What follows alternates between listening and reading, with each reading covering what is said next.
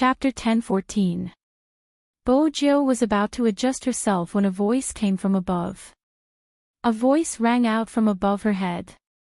The voice was still faint but strangely hoarse. "Are you trying to test my endurance by moving around like that?" Chin Mo's words calmed Bojo instantly. After all, the heat coming from beneath her was indeed scorching. As his ears were pressed against the man's chest, it was as if the only sound left in the world was the man's heartbeat. Thud, thud, thud. It was peaceful. It was as though they had returned to their childhood. During the summer on Wall Street, the trees in the courtyard were flourishing. Back then, it would be much easier for her to climb over the wall. Once there was nothing stopping her, she would go next door. She would go next door even more frequently. But after playing for a while, she would feel sleepy. She was still young and had to maintain a balanced biological clock. The two of them would take afternoon naps like that. But back then, she knew he liked cleanliness, but she couldn't control herself, rolling around on his bed.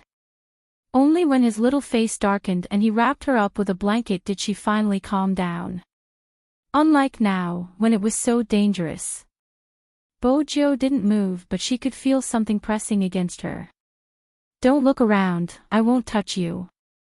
The voice came again, but this time, it was much gentler than usual. Bojo retracted her gaze, feeling sleepy. But she wasn't here to take care of a patient or to sleep. She maintained her principles, one hand hugging Chin Mo's waist, the other holding onto his injured hand, subconsciously worried that it would be touched. Dr. Chin was right when he said that Chin Mo was like a porcelain doll. In order to not fall asleep, Bojo tried to find a topic. Movie Queen and said that you couldn't sleep well in the past. After finding me as a pillow, your insomnia was cured. Brother Mo, you have to be gentle with your pillow. Chin Mo glanced at the person lying on top of him. Even when she spoke, she was still in a daze. He reached out to push aside her hair, planting a kiss on it. Okay. Perhaps it was because he had received a response, or perhaps it was because the temperature and the aura of the person he was hugging were too in line with his aesthetic standards and requirements. In short, it was very comfortable, so he fell asleep unknowingly. Chin Mo's fingers caressed her face. He had never imagined that there would be a day when he would be so close to someone. She couldn't sleep well because she would have nightmares. He dreamed of water, bottomless water. Chin Mo was a criminal psychologist. He knew it was a psychological problem. However, even with the knowledge he had, he couldn't find an answer. Why was it that every time he woke up, the most uncomfortable thing wasn't the water, but when he stretched out his hand, he couldn't grasp anything? His palm was empty, and so was his heart. At the very beginning, he didn't even understand why there were tears on his face. Was it because he owed her?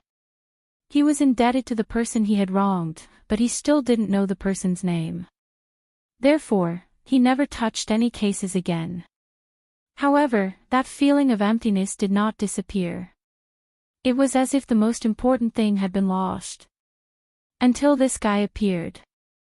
Chin Mo lowered his lids, watching the youngster who was snoring softly but didn't forget to hold on to his hand. His lips landed on the top of her head. He could vaguely hear that person saying something.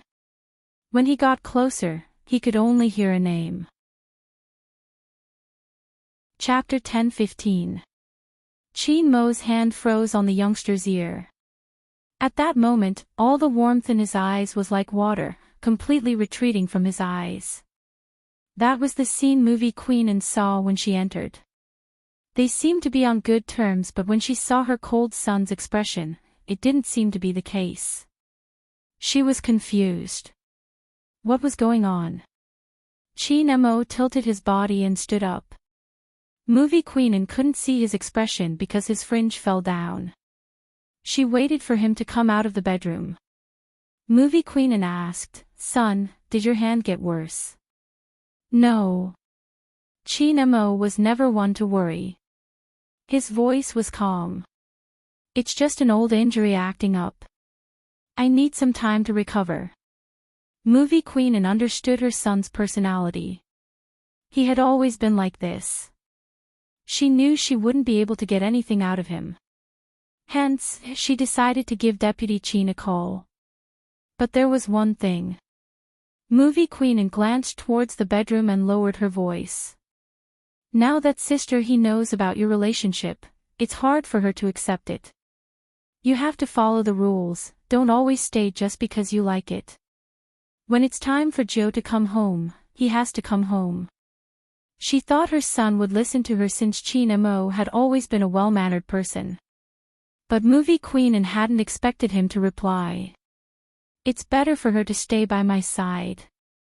His voice was faint, probably due to the quality of his voice. There was a hint of coldness in it. He hadn't mentioned anything about Joe returning. That wasn't something a son would do. Movie Queen and lifted her head and glanced over at Chin Mo. She seemed to be in a daze, her gaze unfocused. However, the coldness in her eyes made Movie Queen and furrow her brows. Bojo wasn't aware that the words she had blurted out in her sleep would cause such a misunderstanding. But for some reason, she had dreamt of Hoshino and how the Almighty had detected him. It was probably because of her uneasiness. The uneasiness of staying in Jiang City had affected her unknowingly. She had noticed it too, which was why she had moved out of her home and into school. Fortunately, everything was in preparation. There shouldn't be any problems. The sun started to set in the west. The sky at the end of June and the beginning of July would never darken so quickly. Even at 5:00 in the afternoon, when he walked out of his house, the sun was still very bright outside. Lin Feng took out his ID.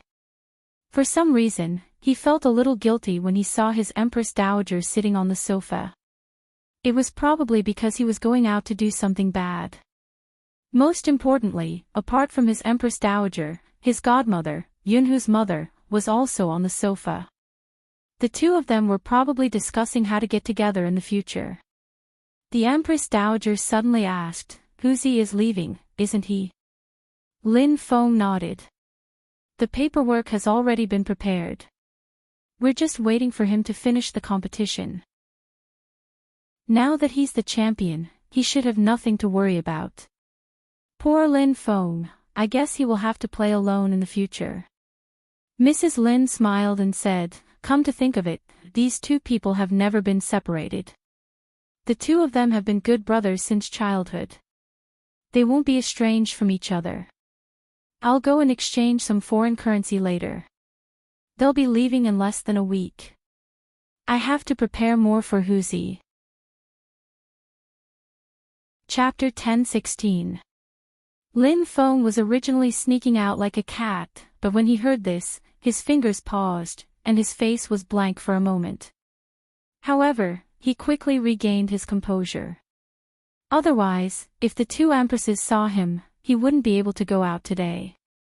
After all, his mother could talk about the kid next door for an entire day and night. She wouldn't even repeat the adjectives. Lin Feng was still a little hesitant after coming out of his house. The thought of being pinned down made him want to resist. He lit a cigarette and leaned against the wall for a while. Then, he thought of something and looked it up on the internet. He typed, what should a man do for the first time? Damn, what's this? Why are they all selling medicine? Lin Feng scrolled down the page and complained. Really, he was young and aggressive. Did he need medicine? Huzi probably didn't need it either. The main thing was that if he bought medicine, he would be the one suffering. It seemed like Baidu wasn't completely trustworthy. He decided to look for the answer on a certain page. Lin Feng moved his fingers and changed the website. Not bad this time. There were a lot of answers. But they were all about how to make a girl feel romantic. It wasn't suitable for him at all. He could only post it himself. After posting it, he added, 2 boys. The post instantly went viral. Countless people replied. You have to buy everything. You know that, right? Lin Feng replied, can I give some suggestions? Of course he knew that. You have to do some foreplay for the other party to feel comfortable. Oh right, are you guys okay? Let's do some tests. Lin Feng didn't hesitate. It's our first time. No problem. Then be gentle. If you're not gentle, the other party will hurt. Lin Feng finally found the key point. Hurt. How much? Very. After all, you know. Lin Feng thought, I'm a straight man. What do I know? Moreover, you're being so reserved. Can't you be more straightforward? Why aren't you saying anything? To be honest, I have a question. Are you the one being pinned down? Now that you mention it, it does seem like it. Hurry up and say something. Lin Feng was really stupid to talk. After knowing that it was painful, Lin Feng started to search for other things. In the end, he bought a small bottle of ergotu in the supermarket. To put it simply, after drinking alcohol, even if it was painful, one could endure it and it would pass. What's more, he was also drunk when he had sex with Huzi last time. Basically, he couldn't remember anything. He thought about it. This memory would probably become a dark history for the rest of his life. It would be better if it was vague. Yes, there was nothing wrong with it. Ha! F*ck, so bitter and spicy. Lin Feng took a deep breath before calling Yunhu. I'm at the convenience store at the entrance of the district. Come out, I've gotten my ID. Let's go get a car together. I have already driven it. The voice on the other side sounded even fainter than usual, but for some reason, there was a hint of something else mixed in the faint tone. Just when Lin Feng wanted to hear it clearly, Yunhu had already reported an address. Sheraton, 1821, come over. So fast. Didn't we agree to go together? Lin Feng gulped down another mouthful of alcohol. He had drunk too much of this ergotu. It tasted good, but his body was burning up. After preparing, Lin Feng jumped into a taxi and headed straight to the hotel. After all, this kind of thing had to be done in one go. Chapter 1017. By the time Lin Feng entered the elevator, the alcohol had already kicked in. He was Supreme Alliance's Team Beauty. Not only did he look devilish, he had relied on his snow-white skin that didn't tan no matter how much he tanned. He had dominated this title for 3 years. Now, his face was flushed from the alcohol and his eyes were watery. He didn't look like someone his age at all. But Lin Feng had always been tall. He was 1.8 meters tall, only 3 centimeters shorter than Yunhu. Under normal circumstances, even in this state, girls would find him incomparably handsome. When they brushed past each other, they wanted to ask this handsome guy with one hand in his pocket what the microsignal was. But looking at his slightly unbuttoned shirt and the intoxicating smell of alcohol, he definitely had a date. He wondered which girl was so lucky. Lin Feng's eyes were still smiling. In his heart, he chanted 100 times that he was a straight man. It was just a little pressure. What was the big deal? A man had to be flexible. After mentally preparing himself, Lin Feng knocked on the door coolly. He couldn't be weak in terms of aura. This was the dignity of a straight man. He didn't know what was going on inside. Yunhu didn't open the door immediately. He waited for about 3 seconds before the door opened. The person who opened the door had his shirt completely unbuttoned. He seemed to have just showered and was interrupted in the middle of making out. His dark hair covered his face, making him look even more handsome than usual. The next moment, an alluring youngster hugged Yunhu's waist from behind. He wasn't wearing any clothes on his upper body. His smile was flirtatious. Who is he? Is he the takeaway you ordered? Are you afraid you'll be hungry? No. There wasn't a hint of change in his voice. He's a friend. The youngster chuckled lightly. Hurry up and send him away. You can chat another day. Go in first. Yunhu reached out and pulled him away. He took a step forward, pushing Lin Feng with one hand and closing the door with the other. Lin Feng didn't know if it was because he had drunk too much, but his temples started to hurt. Everything seemed a little unreal. Who the fuck? Explain what's going on right now. Yunhu tilted his head and lit a cigarette, holding it between his fingers. His tone was calm. I've thought about it. Since you aren't willing, there's no point in forcing you. I'm gay and I can't be straight. He has liked me for a long time.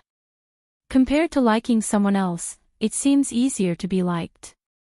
In the future, he will be studying abroad and can be my companion. You know, I don't like to fool around. Instead of forcing you, why don't we be brothers? Lin Feng opened his mouth and wanted to say something, but he realized that other than the smell of alcohol, he couldn't say anything. It was as if something was stuck in his throat. The ergotu that he had poured into his stomach was starting to take effect. The burning sensation in his stomach and heart made him want to bend over.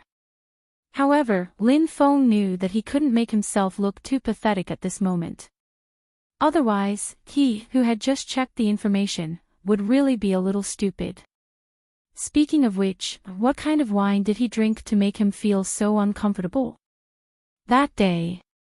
Before Lin Feng could finish his sentence, Yunhu flicked the cigarette ash and interrupted him. Yunhu flicked his cigarette and interrupted him. Nothing happened that day, I lied to you. You should be smarter in the future and think more, especially after I go overseas. Don't be like this all the time and don't feel guilty towards me. Chapter 10:18. Also, if you want to find a girlfriend, you have to be careful. Some girls have ulterior motives for getting close to you. The ones in school were just trying to get close to me through you. Some aren't, it's just that you don't have the ability to differentiate them. Yunhu chuckled. I can't let him wait for too long. You might not be used to it, but I have no choice. I can't go back straight. If Lin Feng didn't leave, he would feel like he was unnecessary. I'll go back first. Yunhu clenched his left hand as though he was restraining himself. His voice was very low. Lin Feng didn't move immediately. He didn't know why his feet felt heavy. If he had known earlier, he wouldn't have drunk. But it was obvious that he was disturbing the other party. From what Yunhu said, that person could go overseas with him. That was good too. They should be together with the same type of person. If he continued to stay, he would really be blind. He reached out and patted Yunhu's shoulder as though they were brothers. Go in, I'm leaving. Okay. Yunhu watched as the person turned around. His palms seemed to have formed an imprint. Lin Feng smiled. He didn't know why he was smiling. It was probably as Yunhu had said, he should learn to be smarter in the future and not do such stupid things. His stomach started to hurt again. The alcohol made him feel uncomfortable. He must have disturbed the intimacy of those two people. It was better to leave as soon as possible. Lin Feng. Suddenly, that person's voice came from behind. Lin Feng didn't turn his head. He probably felt that he was in a sorry state. What? We'll still be brothers in the future, right? That person's voice had a light smile. Lin Feng smiled too. He waved his hand. Don't be silly. We'll definitely be brothers for life. Go on, I'll leave. Actually, Lin Feng had long felt that Yunhu would fall for him. From a certain perspective, it was because they had grown up together. They were already familiar with each other's existence. That was why when Yoon-hoo had his first awakening of love, he felt that he had fallen for him. Now, he was sure of it. Fortunately, he didn't fall head first. There was one thing that Yoon-hoo was right about. He really didn't have the ability to discern what some people said. It was a simple, "I like you," and he took it seriously. Lin Feng pressed the elevator button. After he walked in, he gradually bent down. The burning sensation in his stomach forced him to hold the elevator with one hand. But even so, it felt better than standing there. It was quite silly. In the future, if anyone said that drinking wine could make people complacent, he would take the wine bottle and chisel them. He probably ran out of energy in the end. With his back against the smooth surface of the elevator, he just sat there.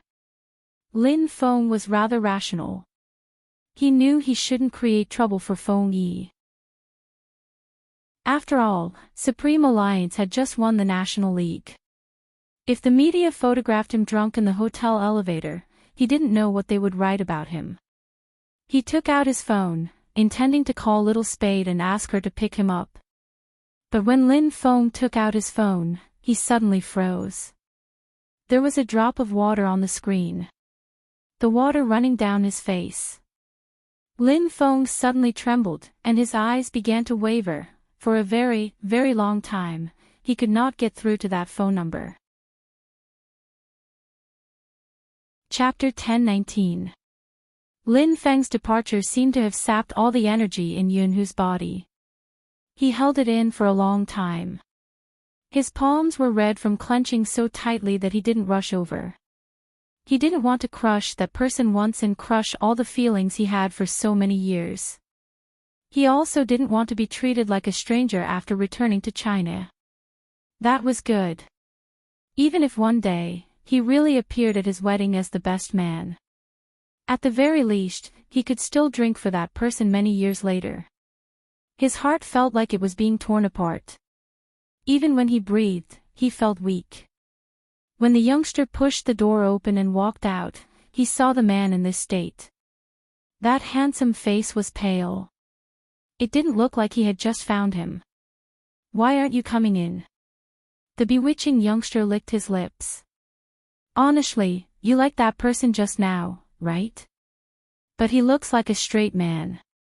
Even though he looks good, it's obvious that he isn't on the same path as us." Yoon-hoo seemed to have just realized that there was someone there. He reached out to close the door and walked in. As he walked, he fastened his shirt and said in a cold tone, "You can leave." The bewitching youngster looked at him and felt pity. "Your figure is really good. How about this, I'll refund you the money and we can do it once." Yoon-hoo didn't even look at that person. He threw the clothes on the bed to him. His rejection meant everything. The bewitching youngster didn't believe it. "Hey, I look good too. You know how our circle works. When you can't hold it in, you can do it once." With that, he walked over, his breath blowing into Yoon-hoo's ear. Even his hand wanted to touch it. Yoon-hoo reached out and blocked his arm. There wasn't a trace of warmth in his eyes. "If you still want your hand and your job, get out." Boring. The bewitching youngster saw that he didn't have a chance. He bit his lower lip angrily and left with his clothes. Anyway, this person gave him a lot of money. Besides, when his boss asked him to come, he had already instructed him not to offend him because of his high status. At first, he thought that he could cozy up to a sugar daddy. Why couldn't he get close to him? "Are you impotent?" Yoon-hoo smirked. "I can't do it to you. I'll say it one last time, get out." The enchanting young man knew that if he continued to stay, he would really have no future. No matter what, he was still a nobody. It was better for him to leave. The door was closed. The room returned to its original state. It was bone-piercingly cold. Even though it was summer in July, Yoon-hoo felt as though his heart was frozen in ice water. She looked at the bed in the living room. He suddenly felt that this place was very dirty. Perhaps it was because he wasn't that guy. In reality, Yunhu didn't dare to let Lin Feng in. Because if they came in, they would find that the bed was not moved at all. Even the enchanting young man was just an act he found. It was as if he couldn't stand even a little bit of that fellow's alienation and awkwardness towards him. He began to calculate carefully. It had been a long time since Lin Feng had been alone with him. He was probably trying to avoid arousing suspicion and worried that his family would find out. Yes, as a straight man, of course he would be worried. Sometimes, Yunhu really wanted to tell that guy. I'm not bent either. I saw that the other guys couldn't take it either. I just like you too much. Chapter 10:20. Yunhu sat there for a long time before placing the ringing phone to his ear. He glanced out the window. Hello, it's you. Help me settle it. There's no need, just one plane ticket will do. Yes, I don't need two. Why did it suddenly become one? Didn't you say someone was going with you? Yunhu tightened his grip, seemingly laughing at himself. There won't be anyone going with me. After today, that person wouldn't be embarrassed anymore. Similarly, there wouldn't be any possibility in front of him. He understood. That person said he was naive and sweet, but there were some things he didn't care about. It was strange too. How could a boy be like that? Ever since he was young, he had always said that he would marry a girl and treat her well. These days, girls didn't have a sense of security. If he liked someone, he would only choose that person and treat her well for the rest of his life. When Lin Feng said this, there were other people around. Everyone burst into laughter, but the meaning behind it was unclear. Only he sat at the side, envious of the person he would like. Once he chose her, he would treat her well for the rest of his life. This sentence sounded so good. It was a pity that he would never be that person. Lin Feng, who was so clean and pure, would not accept his current behavior. Yunhu glanced down, reaching out to cover his expression. The person on the other end asked, "What's wrong with your voice? Why does it sound so weird? Are you feeling unwell?" Yunhu. There was no reply. The person on the other end froze. Then, he exclaimed in shock, "Yunhu, are you crying? How is that possible?" Yunhu laughed.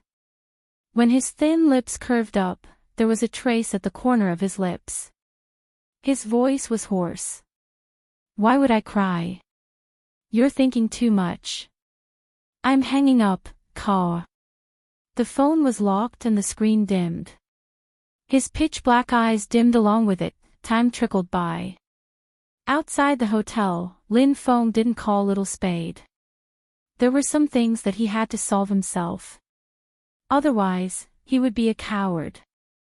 Besides, if Little Spade asked him why his stomach hurt, he couldn't possibly tell him that he had fed himself a bottle of ergotu in order to send himself to Yunhu's mouth. In the end, it didn't work. It was embarrassing, wasn't it?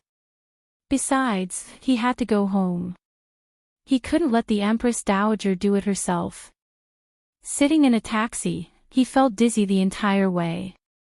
The master was a nice person.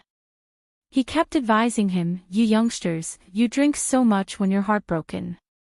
Drink less in the future. Think about your parents, it's not a big deal." "Okay," Lin Feng replied as he looked out of the window. The driver glanced sideways at the person sitting next to him. He felt that the other party was exceptionally obedient, so he even adjusted the temperature of the air conditioner. Lin Feng might not have many good points, but there was one thing he had always done. He would not show any emotion in front of his mother. It was the same this time. Mama Lin was tapping her back as she spoke on the phone. "Yes, he will be doing business in the future. That's good too. Lin Feng isn't suited for politics anyway. After she hung up, Lin Feng walked over to massage the Empress Dowager's shoulders. "You're back." Mama Lin turned around and paused. "Why do you reek of alcohol?" Chapter 1021. Lin Feng smiled brightly. "Supreme Alliance 1, I'm so happy that I drank. Look at you, you're already so old. Why can't you learn from Yunhu and be more mature?"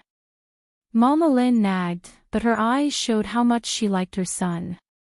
"Alright, you must be feeling terrible after drinking. Go drink some hot water and sleep." Lin Feng replied. After drinking the hot water, he walked upstairs.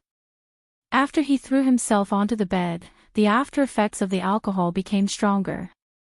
It wasn't a stomachache but a burning sensation. Something wasn't right with his entire being. A long time ago, he knew that he had to work hard to catch up to that person since he wasn't smart and Yunhu was too outstanding. That excellence had nothing to do with his family background. Ever since he was young, Yunhu had received more praises than anyone else. His mother had always treated him like the son next door and educated him. At that time, he had been rather happy. His brother was outstanding because he was outstanding. But from now on, he probably wouldn't be able to catch up to him. Now, someone else had gone overseas with him. He had stayed here. That wasn't too bad. He still had things he had to do. Lin Feng curled up in his blanket, glancing at a spot in the corner of the room before closing his eyes. Qin family's house, 2nd floor. When Bojiu woke up, there was no one beside her. The light on her phone was blinking. She swiped the screen and saw a missed call from Lin Feng. Bojiu stood up on one leg and dialed the number. It rang for a while but no one picked up. When the call ended, Bojiu frowned and sent him a message. "Team Beauty, what's wrong?" He replied instantly. "Nothing, I was just sleeping. I wanted to celebrate with you but I'm too tired now, I just want to sleep." Bojiu glanced at the reply and typed a few more words. "Let Almighty Yun celebrate with you." Lin Feng replied, "MMH, he only replied with an MMH. That didn't seem like someone's style." Bojiu had wanted to ask more. The door was suddenly pushed open. It was movie queen and behind her was the director who had wanted her to act in a movie. The director's eyes lit up when he saw Bojiu. "Mr. Fu, I would like to extend my sincere invitation to you to participate in our movie. Both your aura and the way you play are perfect for the hacker in the movie. I guarantee that you will accept our description of the character." Honestly, Bojiu was still in a daze. She had originally thought that the first thing she would see after waking up would be the Almighty's handsome face. He didn't see the Almighty, but he saw the director. Bojiu pressed down on her silver hair, wondering where the Almighty had gone. Movie queen and wanted to laugh. The child definitely didn't know what kind of state he was in. She looked slightly adorable, as if she wanted to find her ice-cold boy as soon as she woke up. The considerate movie queen and couldn't let them keep searching. She smiled and said, "Your brother Mo went to discuss business. Let's talk about the movie, what do you think?" Bojiu wanted to reject him. The international director spoke again, "Our filming location is in America. You can treat it as a free trip. Go and have a look first. We will depart 3 days later. Don't rush to give me an answer. Young man, think about it again." Bojiu's fingers stilled. Then she smiled. "There's no need to think about it, I've decided to accept it." MMH. The international director almost thought that he had heard wrongly. After all, the young man had always been very nonchalant about this matter. He could tell that the young man was not putting on a show. He really did not want to take on this movie, nor did he want to be popular. Why did he suddenly agree to it so readily? Bojiu had been thinking of ways to kidnap the Almighty. It wasn't practical to do it in China. The Almighty would probably know her identity before she could even make a move. With the Qin family's protection, it would be impossible to kidnap the Almighty. But it would be different in America. There would be a lot of room for maneuvering. At the very least, the security for a private jet wouldn't be as strict.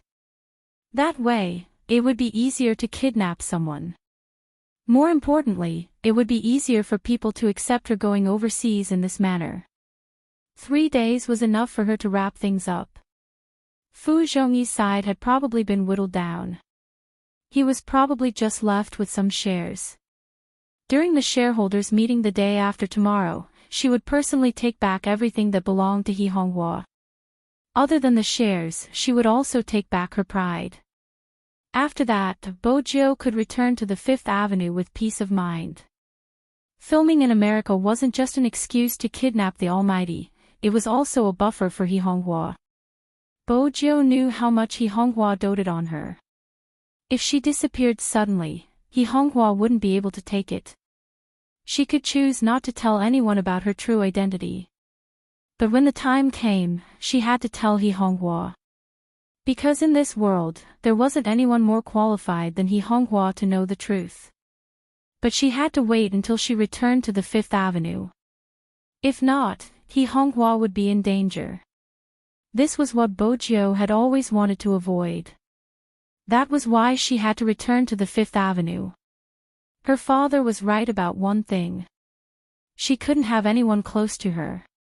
It was too dangerous. The fake Z was just one side. There were more sides and more dangers. She couldn't let He Honghua be in such an environment. It wasn't just He Honghua, there was also Feng Shang, Yao Yao, Uncle Yin, Lin Feng, and Almighty Yun. Everyone who was related to her. Once her identity was exposed and the fake Z found out about her existence, the people around her might not be able to protect themselves. She had to catch the fake Z. But the battlefield wasn't here. It was somewhere else. Before that, it was important to plan properly. She had to kidnap the Almighty and treat his hand. Where's the script? Bojiu smiled. If it's a hacker movie, I'm interested. The international director relaxed. Come, I'll send it to you. Take a look, really. Trust me, after this movie is completed, I'll definitely make you the Prince Charming of the nation. Bojiu caressed her nose and didn't reply. After all, she had never imagined that she would be filming in her lifetime. I don't have any acting skills, I won't have a lot of scenes, right? The international director, who had wanted to add scenes for the youngster, felt a little upset. No, but who said you don't have acting skills? The commercial you filmed was really good. Trust me, you will definitely be popular in the future. Chapter 1022. Listen to me, it's like this. The international director was really a drama addict, he started to speak in English when he was agitated. In the end, he seemed to have realized something, turning towards Bojiu. I forgot to speak in Chinese, let me repeat myself. Bojiu, movie queen, uncovered her mouth and giggled. After all, Jo's helpless expression of wanting to say something was too cute. She really wanted to reach out and pinch that fair and clean little face. Why couldn't he be her son? But it didn't matter, he would be considered part of her family once she married him. But she was worried about him. She had never seen her son so stubborn towards anyone, she wasn't sure if it was a good or bad thing. Outside the window, the night deepened by several degrees. In the study room of the Qin family's house. Qin Mo's gaze was so deep that there wasn't any warmth in it. You're saying that she has been preparing to leave the country recently? Yes, young master. The Special Forces soldier scrolled through the information on the computer, his voice deep. Besides, I realized that young Master Joe is very smart. Even though he is a high school student and seems to be playing esports on the surface, he is involved in many things. Even Fu Zhongyi, his father, was plotted against. Qin Mo's tone was calm. Taking back what was stolen is a courageous act. Fu Zhongyi deserves to be plotted against. The Special Forces soldier. Cough, cough. How could he have forgotten that his young master was obsessed with a certain youngster? He should have phrased his words better. Young Master Zhou's father isn't a good person. He even prepared some scandals regarding young Master Zhou to be exposed during the shareholders' meeting so that he can hold the company in his hands. Qin Mo tapped his fingers on the table. What scandals? Photos of young Master Zhou confessing to a man. The Special Forces soldier didn't want to talk about this since his boss wasn't in a good mood. As expected, the sound of a lighter came from the other end, followed by a cold voice. Who provided these photos? Invite them out for a chat. The Special Forces soldier knew that a chat with a young master wouldn't be friendly. What else did you find? Qin Mo wanted to smoke, but just as he was about to light it, he seemed to have recalled something. He frowned, tossing the silver lighter onto the table. The Special Forces soldier didn't understand. What else? No more. Qin Mo glanced up. Is she in contact with Hoshino? No. After all, from the start, boss had said this was the most important direction of investigation. The two of them don't seem to be related. No, it doesn't matter. The better they hid it, the more it meant that their relationship was not shallow. Hoshino should be the childhood sweetheart the guy mentioned. Qin Mo had never cared so much about their childhood interactions. Especially when that guy was sleeping, he was still muttering the other party's name. Qin Mo's fingers froze, his gaze cold. Why is she preparing to leave the country? I've looked into it. Strangely, young Master Zhou's mother didn't seem to know that young Master Zhou was planning to go abroad. The last sentence was something the Special Forces soldier didn't say easily. Suddenly, Qin Mo's eyes darkened. Are you saying that even he Honghua doesn't know? Yes. The Special Forces soldier looked at the information again. Qin Mo's voice was deeper and colder than before. How many days does she intend to stay abroad? This. The Special Forces soldier hesitated for a moment. Young Master Zhou didn't book a return ticket. She probably hasn't decided on her return date. Hasn't decided on her return date. When he heard this word, Qin Mo felt as though all the warmth in his body had been sucked out. His voice reached the Special Forces soldier's ears through the phone, sending chills down his spine. It isn't that she didn't book a return ticket. She has no intention of coming back. The Special Forces soldier stilled. What did boss mean? Just as he was about to ask something, the other party hung up. He could vaguely hear the sound of something being flung out. The entire study room dimmed with the sound. Qin Mo's wrist was wrapped in a white bandage, which made him look different from his usual self. There was a coldness in his abstinence. Until now. That guy had never thought of having a future with him. Even at this stage, it was the same. Qin Mo sat there, his hair falling down. His lips curved upwards, but there wasn't a hint of a smile. His wrist hurt. But he didn't seem to feel it. When Madame Zhang entered and saw the torn white cloth, she exclaimed, "Young master, your hand." Qin Mo glanced over, reaching out to pull the white cloth back to its original position. Then he tightened his grip, his voice calm. What's the matter?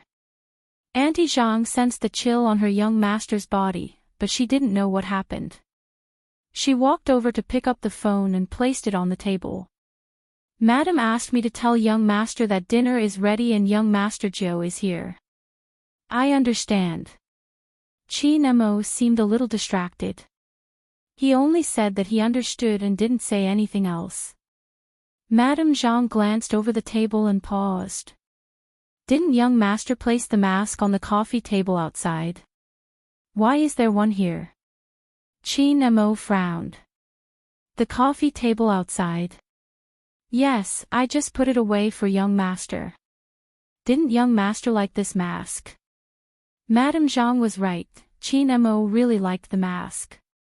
It wasn't because of anything special, but because it was a gift from someone. That was why he treasured it so much. Naturally, it couldn't be compared to the USB lighter. But basically, he would keep anything Bo Jiu gave him, even if it was a black mask. But Qin Mo remembered clearly that the mask had always been in his study room. He had never taken it out. So what exactly was the one Madame Zhang was looking at? Qin Mo narrowed his eyes. Madame Zhang, where did you keep the mask? It's at the coffee table. Young master didn't take it. Madame Zhang was puzzled. Qin Mo had already stood up. He walked towards the direction of the living room and stopped by the coffee table. His figure was very slender. Even though his wrist was still wrapped in bandages, the whiter his skin was, the more Qin Mo looked like a sick prince. He was so handsome that it made people feel pity for him. Here. Qin Mo asked Madame Zhang. Madame Zhang nodded. In the small compartment under the coffee table. Qin Mo reached out and pulled open the secret compartment. His slender fingers moved and a mask appeared in his palm. Chapter 1023. It was indeed the same. The material, brand, and color were exactly the same. But the one that Qin Mo took out was a gift from someone. The one that Madame Zhang found was taken from Zi's face when he had fought with Zi that day. Qin Mo never believed in coincidences. The conjecture that was buried deep in his heart seemed to have been confirmed. It was like the tip of the iceberg had been split open. It was a familiar style of doing things. It was the same hacking skills. Even though she had toned it down, the first time he had met her in the game, the reason he had noticed her was because her methods were similar to Z. And, the way she stood in the darkness, her hands stained with blood but her eyes glowing. The determination to give some people a voice regardless of everything. The arrogant look that didn't care about anyone. The dazzling disguise technique. The feeling that she gave people was gentle, but when she lowered her eyes, there was a cunning smile on her face. All of these were Zi's unique traits. He knew, but he didn't want to admit that she was Z. Qin Mo stood there, his fingers tightening around the black mask in his hands. Madame Zhang didn't know what had happened. But this was the first time she saw her young master like this. There were obvious fluctuations in his emotions. His eyes started to shake violently. She didn't know what was going on. At this moment, the three people upstairs finished discussing the script and walked down. Bo Jiu's legs were long and she walked in front. Ever since she woke up, she had been looking for her brother Mo. When she saw the tall and slender figure, her eyes lit up. She smiled and called out, "Brother Mo." In that instant, the international director had an illusion. Why did it feel like there was a tail behind the youngster? The youngster had always given him the impression that she was evil, untamed and hard to control, or mysterious with a layer of fog in her smile. But it had never been like this. How should he describe it? Little loyal dog. This must be his illusion. However, this illusion didn't fade as time passed. The silver-haired youngster walked towards the man without a word. Her clear voice carried other emotions. "Brother Mo, what are you looking at?" Auntie Zhang wanted to say something. Qin Mo glanced over and pushed the drawer inwards. Instantly, there was nothing in his hands. When he straightened his back, there wasn't a hint of emotion on his face. Nothing. Bo Jiu arched a brow but didn't continue asking. The moment she saw his handsome face, Bo Jiu only had one thought left in her mind. She was going to kidnap him and the Almighty would definitely be furious. However, she also knew how to coax people. When they reached the main house, she would ask Grandfather Butler to make more delicious food for the Almighty. She remembered that her pet loved to read since he was young. Before she went back, she would ask the butler to buy some books. Otherwise, her place would indeed lack a cultural atmosphere. Also, freshly ground coffee. She knew how to do that. However, the Almighty's skills were a problem. In order to avoid any unpleasantness between the two people, she had to prepare some medicine. The more Bojo thought about it, the harder it was to please the Almighty. Unlike her, she loved money. Even the Almighty couldn't be bought with money. Bojo wouldn't do the same stupid thing she had done when she was younger. He wanted to see if there was anything that the Almighty liked. Bojo thought about it seriously. Chin-mo glanced at her. He didn't mention the mask and pretended as though nothing had happened. He reached out and pulled the youngster over. He tidied the youngster's hair and asked calmly, "Are you hungry?" Bojo smiled again. The international director was dumbfounded. He glanced at Movie Queenan, as though saying, "You're not going to do anything about it." Movie Queenan smiled elegantly, explaining everything. The international director understood and watched the interaction between the two of them. The youngster really liked to follow behind the man. She was even saying things like, "Brother Mo, I want to eat meat. I've been craving meat recently. I don't know why, but after some thought, I think it's because my body is growing and I need meat." Chin-mo glanced over, maintaining a distance between them. "When aren't you craving meat? You even use your body to hide your nature." The youngster smiled. She didn't say a word and dangled a lollipop. "Make it spicy. It's better with spicy beef." Chin-mo had walked into the kitchen and was mixing the ingredients. The international director was shocked. He had known his good friend's son since young. He had always been polite, but not everyone could get close to him. At that time, it wasn't that he hadn't thought of poaching Chin-yi away. But Chin-mo had only replied, "I'm not interested in acting, but I'm interested in film investments. I can work with you in this aspect." At that time, Chin-mo had been 17.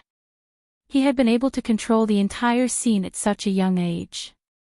It seemed to have something to do with his background, but at the same time, he was really noble. He would never have imagined that he would be mixing ingredients for someone.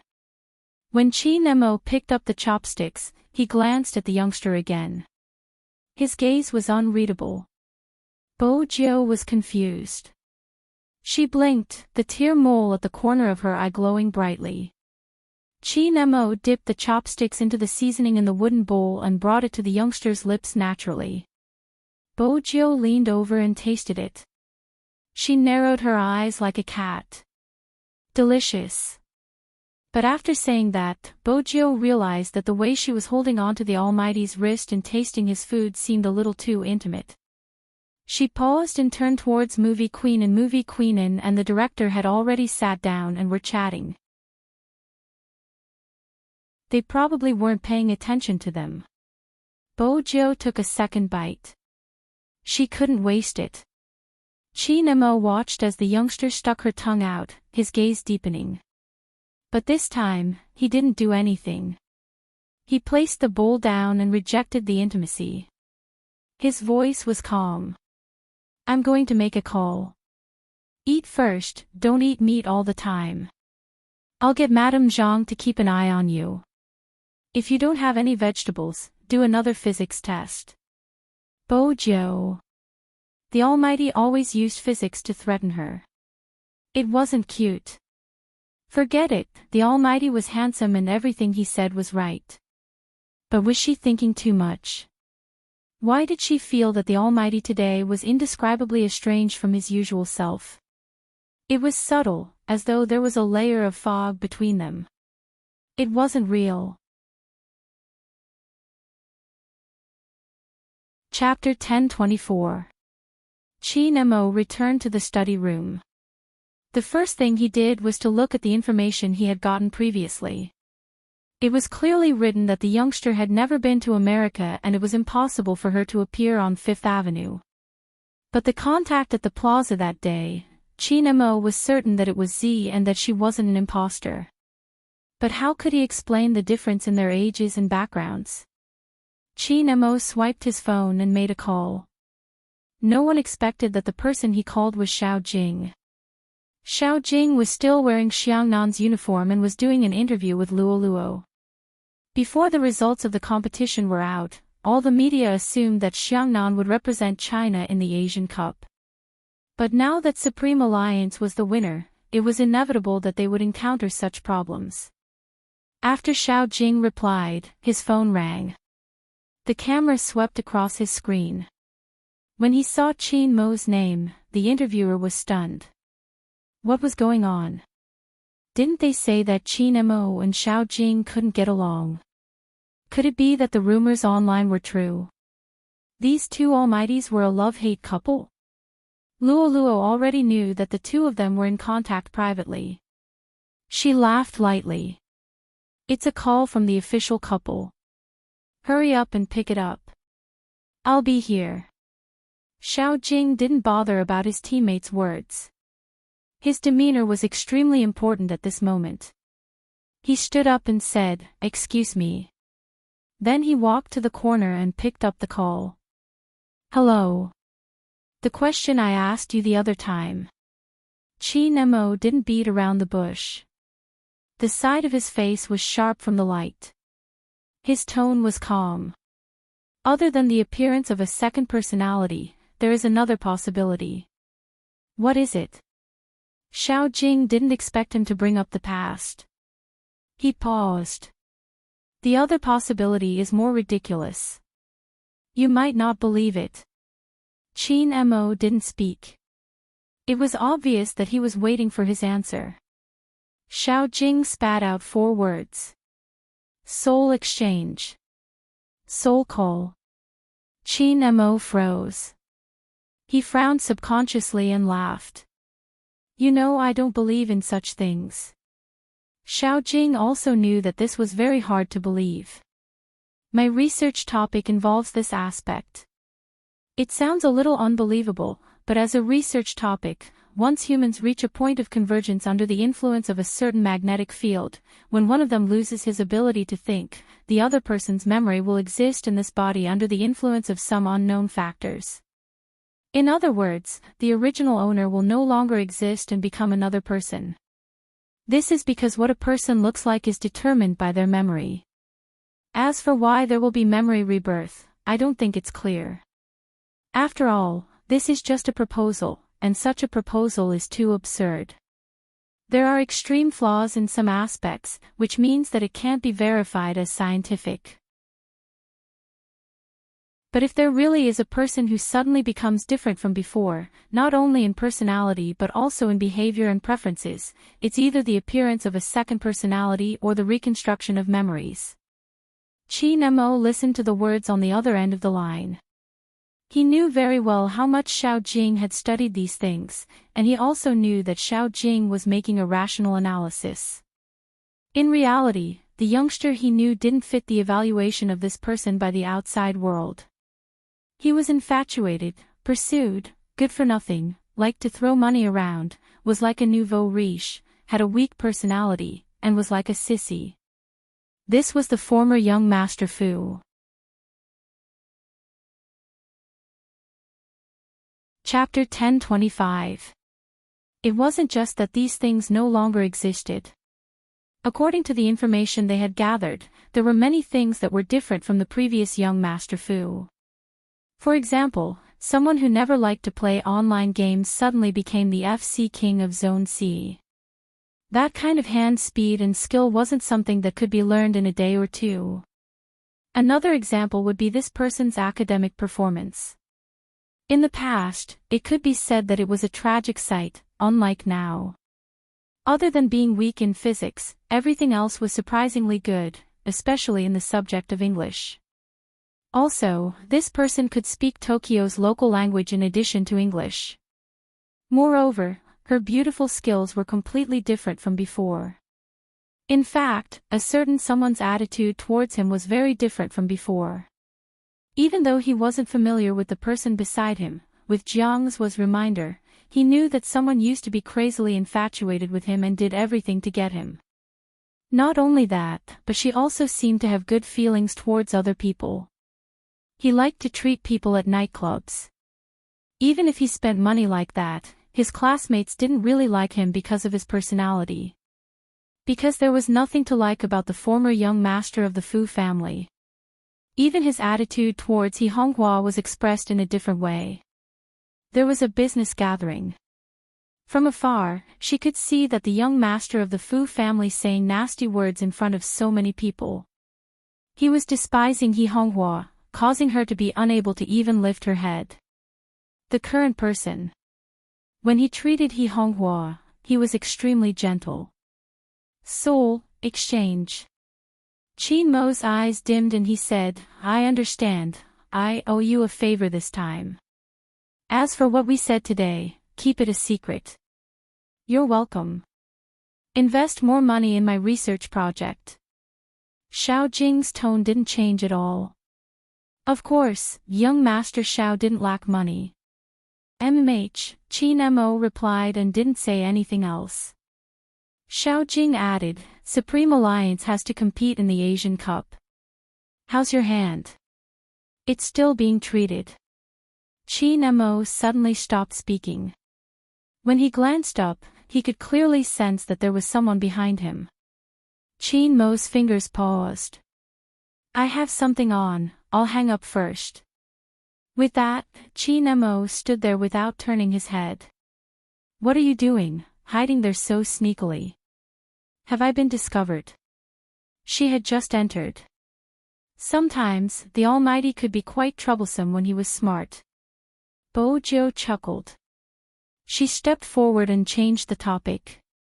There's too little sauce, it's not enough. Something unknown surged in Qin Mo's eyes. Then, he walked towards the youngster. Qin Mo's expression didn't change at all. Hence, the Almighty's gaze on her made her skin crawl. But she didn't know why. It was an indescribable indifference. However, there was something more to it than indifference. Bo Jiu tried to figure out what was wrong with her. In the end, he couldn't figure it out. Qin Mo stuffed one hand into his trouser pocket and kept his phone. He lowered his lids to look at the youngster's bright eyes when she smiled. No wonder her mood changed when she heard him call her little Fujiu. So, the person who lived in this shell had the surname Bo. Z, this time. Chapter 1026. Bo Jiu felt that the Almighty's danger level was extremely high today. Just as she was about to say something, someone lifted her chin. Her chin was lifted. At first, she didn't know what Qin Mo was going to do. But when his finger brushed past the corner of her lips, there was a slight warmth as he rubbed against it. That was when Bo Jiu realized that the Almighty was wiping her mouth. It was as though a gust of wind had blown over. Her surroundings were filled with his familiar scent. It was thicker than the sandalwood in the room. The scent of mint and tobacco penetrated her heart. It was hard to escape. How much food did you secretly eat? You're so dirty. His voice was already pleasant to listen to, and coupled with this kind of smiling words, it sounded even more pleasant. It was a rare sight. Bo Jiu didn't even look up when a kiss landed on her lips. It was slightly cold, but in such a summer day, it was comforting to touch. It was as though the distance she had felt before was just an illusion. Bo Jiu didn't understand. Her eyes were filled with doubt. However, Qin Mo pressed her against the door frame. His originally light kiss gradually changed, as though he wanted to swallow her whole into his stomach. Even his breath was different from usual. The kiss made both of their pulse beat differently than before. The tip of his tongue was numb from the sucking, and his heartbeat was much faster than before. His mind was completely blank, and his thoughts were sucked away. Chin Mo's hand was on her waist from behind. Bojo's t-shirt was half opened, her porcelain white waist was exposed. Their position was indescribably intimate. Brother Mo. Bojo tilted her head, wanting him to stop. Indeed, Chin Mo stopped.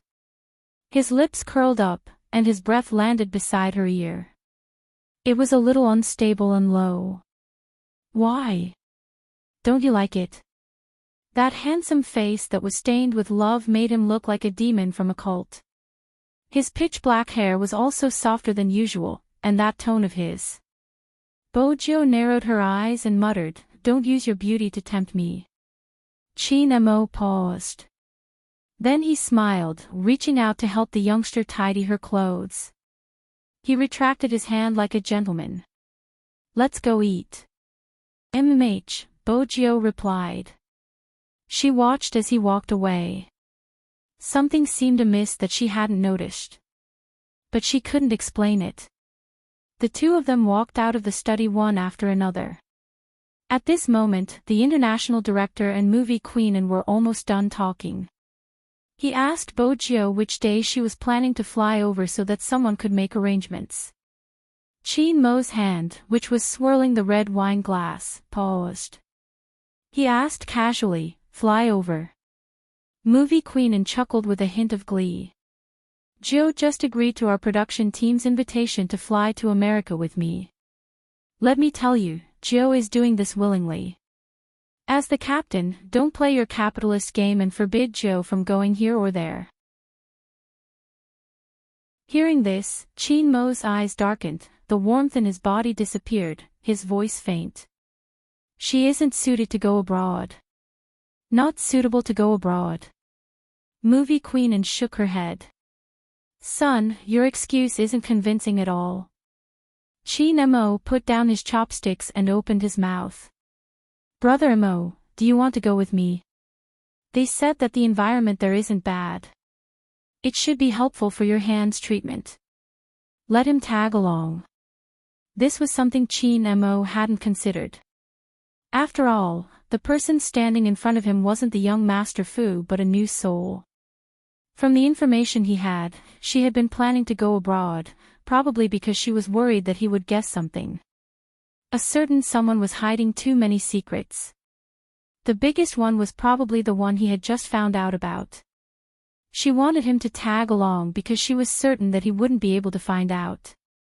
That was why she was so daring to make a move under his nose. Chin Mo raised his wine glass and took a sip. "When are we going?" 3 days later. Bojo felt that the first step of her kidnapping was about to be completed. "Hence," she added, "I asked the director and he said that there aren't many scenes, it shouldn't take long." Bojo replied naturally, "Once we're done, we can walk around the area. That way, it would be easier to kidnap someone." Bojo supported the side of her face, replying to Chin Mo, throwing out a bait. "I have never gone overseas with Brother Mo, this is a good chance." Chin Mo chuckled. Indeed, he had never gone overseas alone with a certain someone. But at this moment, Chin Mo was pondering over something else. For example, why was she so insistent on getting him to tag along? This time. What exactly did she want? Chin Mo's long fingers tapped against the edge of the glass, seemingly in deep thought. After a moment, he replied, "All right." He watched as Bojo's eyes lit up, like a little fox that had succeeded in her scheme. His lips lifted. "But I have a condition." She had to pay a price to kidnap the Almighty. Bojo understood this logic. She held her chin and smiled lazily. "Brother Mo, tell me, what is it?" "You have to stay at my place for the 3 days before you leave." Chin Mo watched her. Bojo paused. This was a difficult request. If she stayed here, it wouldn't be easy to contact Hoshino. However, it was not that there was no solution. Tomorrow was the Fu Group's shareholders' meeting. The Almighty wouldn't be suspicious if she went out. When she realized that movie Queenin and the others were looking at her, Bojo seemed to remember something. When she agreed, she added, "Brother Mo's hand isn't convenient. Do you want me to be a free nurse?" "Sure." Mo knew why Bojo had said that. He swept the youngster a glance. A nurse who sleeps by herself and doesn't care about the patient. "I just got started, I'll get better in the future." Bojo laughed heartily, not forgetting to lower her head to eat the rice in her bowl. Mo watched the youngster beside him. She was exceptionally obedient during meals. When she lowered her head, she would be fluffy. When she lifted her head, she would definitely be craving for a particular dish. She was adorable no matter how he looked at her. No matter how accurate Mo's analysis of Z. He had never thought about it. In reality, when the Real Z appeared in front of him, she would be like this. He recalled the first time they fought on the Fifth Avenue. That arrogant youngster, who didn't seem to diminish even when she was surrounded by the police, was right beside his hand. As long as he stretched his hand out, he would be able to touch her fluffy head. The corners of Mo's lips curled up slightly. See.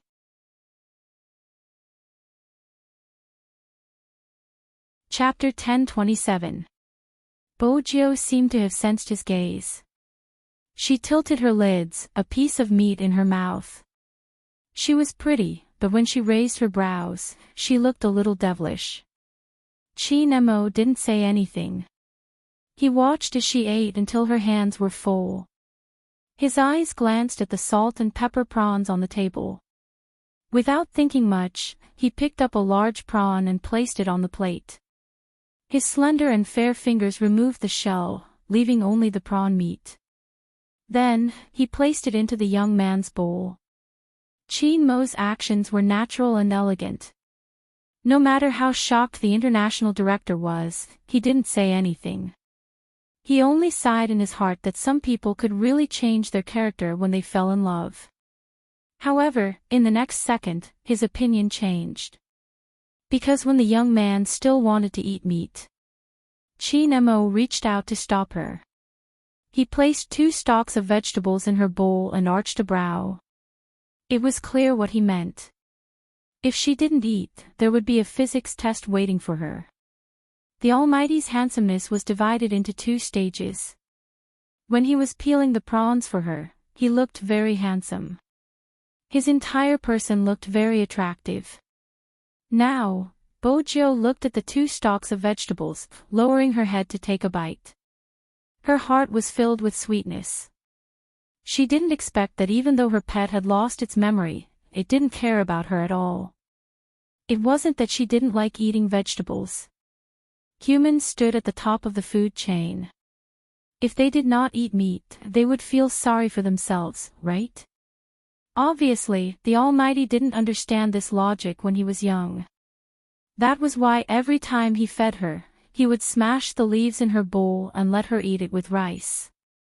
At that time, she was a picky eater and didn't eat vegetables. Even her father couldn't do anything about her. After all, who wasn't a little devil? Later, when her father saw that she wasn't so picky anymore, he even pulled the young Almighty over and thanked him for a long time. However, the Almighty had always been cold and polite. "Uncle Bo, I'll take care of her in the future." She still remembered that her father paused for a moment, then laughed. "You'll have to ask her own opinion. Other than eating, what else can she say?" It had to be said that the Almighty had a sharp tongue when he was young. But at that time, she really didn't have any objections. She had wanted to raise her pet for a long time. Of course, she would not miss such an opportunity. Even though he was the one who raised her in the end, when he thought about it carefully, she was also enduring hardships in order to gain courage. The pavilion closest to the water enjoys the moonlight first. No matter how young she was, she understood the principle. Moreover, for some reason, she always felt that the food he fed her was tastier.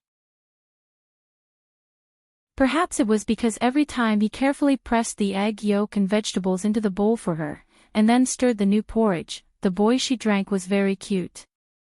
That was why she wasn't picky about her food. The ancient saying that beauty was a feast for the eyes made sense. For example, just by looking at the Almighty's face, she could eat 2 more bowls of rice. Just like that, he accidentally ate too much for dinner. When she reached the 2nd floor, Bojo realized that the Almighty was asking her to sleep on the same bed as him for the next 3 days. Although they had slept together before. However, 3 days was a little too long. Was it too late to regret now? Bojo turned back, intending to discuss other conditions with the Almighty. Chapter 10:28. As long as Chin Mo stood there, he would be so elegant and handsome that people couldn't take their eyes off him. He exuded an aura of an immortal. Not to mention, when he leaned over, his eyes were deep and his lips were curved into a smile. The collar of his shirt was slightly crooked, hanging loosely. It looked extremely casual. He had been the school hunk of No. 1 middle school for 3 years, and until now, there hadn't been anyone who could surpass him. The Almighty indeed had an extraordinary charm. At this moment, there was a hint of wildness in his expression. He reached out to pinch Bojo's chin, a faint smile on his face. "What naughty thoughts are you having again? MH? Don't worry, other than the pillow, I won't ask you to do anything else. My hand can't touch you, so you have to control yourself. My mom and the guest are here, so don't act like how you did when the doctor was around. Don't touch me while my hand is injured and behave yourself in other aspects, understand? Little gangster." At this moment, Bojo didn't know how to react. The nickname Little Gangster, "Brother Mo, you are the one who is touching me, not me." Bojo pointed to her chin. Chin Mo arched a brow and released his hand. The youngster pulled her down and kissed her with a mischievous smile. "But it's hard for me to not touch you." Bojo wanted to kiss him and leave. But Chin Mo wasn't satisfied. He pulled her wrist over and pressed her down on the soft bed while she was breathing. He didn't hesitate to deepen the kiss. Bojo wanted to resist. But he pressed her back with a single hand. He kissed her until she was in a daze. In the guest room, the youngster's t-shirt was half lifted, revealing her flawless waistline. The man's hand moved upwards, following the hem of her shirt. Then he paused. Someone was knocking on the door. Bojo heard it too. She turned and stood up, her breath still a little faint. Chin Mo glanced at the youngster's flushed face, his voice raspy. "Don't flirt with me if you don't have any intentions." "All right." Bojo replied nonchalantly. Her clothes were wrinkled and her lips were red. It wasn't a good idea to meet movie queen like that. Hence, she turned towards Chin Mo. "Brother Mo, open the door." Chin Mo adjusted his shirt, his tone calm. "Why, you don't dare to admit it after teasing me." "Bojo. This is really depressing." Chin Mo probably liked to see her like this. He reached out and pinched her puffed-up face. Benefits. Even opening a door requires benefits. He had no choice but to bow his head when he was under someone else's roof. Bojo replied, "Speak. Don't go somewhere I can't see." Suddenly, Chin Mo let go of her face, his tone emotionless.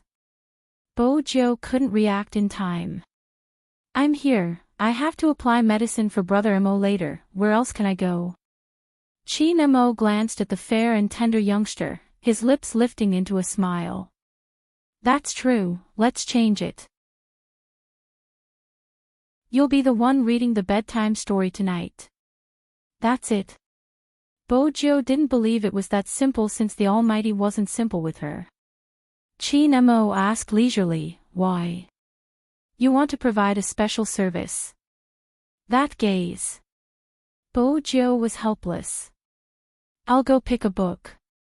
I'll pick one, you can go to the bathroom. Chi Nemo stuffed a hand into his pocket, preparing to take a step. Bojo tugged onto his sleeve. Let's go to the bathroom. Wash up and hide for a while. Chi Nemo glanced over, his tone indiscernible. Didn't you want others to know about our relationship? Anyone can tell from your expression. Bojo paused. She wasn't sure if the Almighty was angry. She hugged the pajamas that he threw at her and walked into the bathroom. She could vaguely hear the sound of the Almighty opening the door and movie Queen Anne smile. Where's Joe? Bathing, Chi Nemo replied naturally. Movie Queen Anne asked, do you need to arrange a room for Joe? She'll sleep in another room, it's inconvenient for me to sleep at night due to the pain in my hand.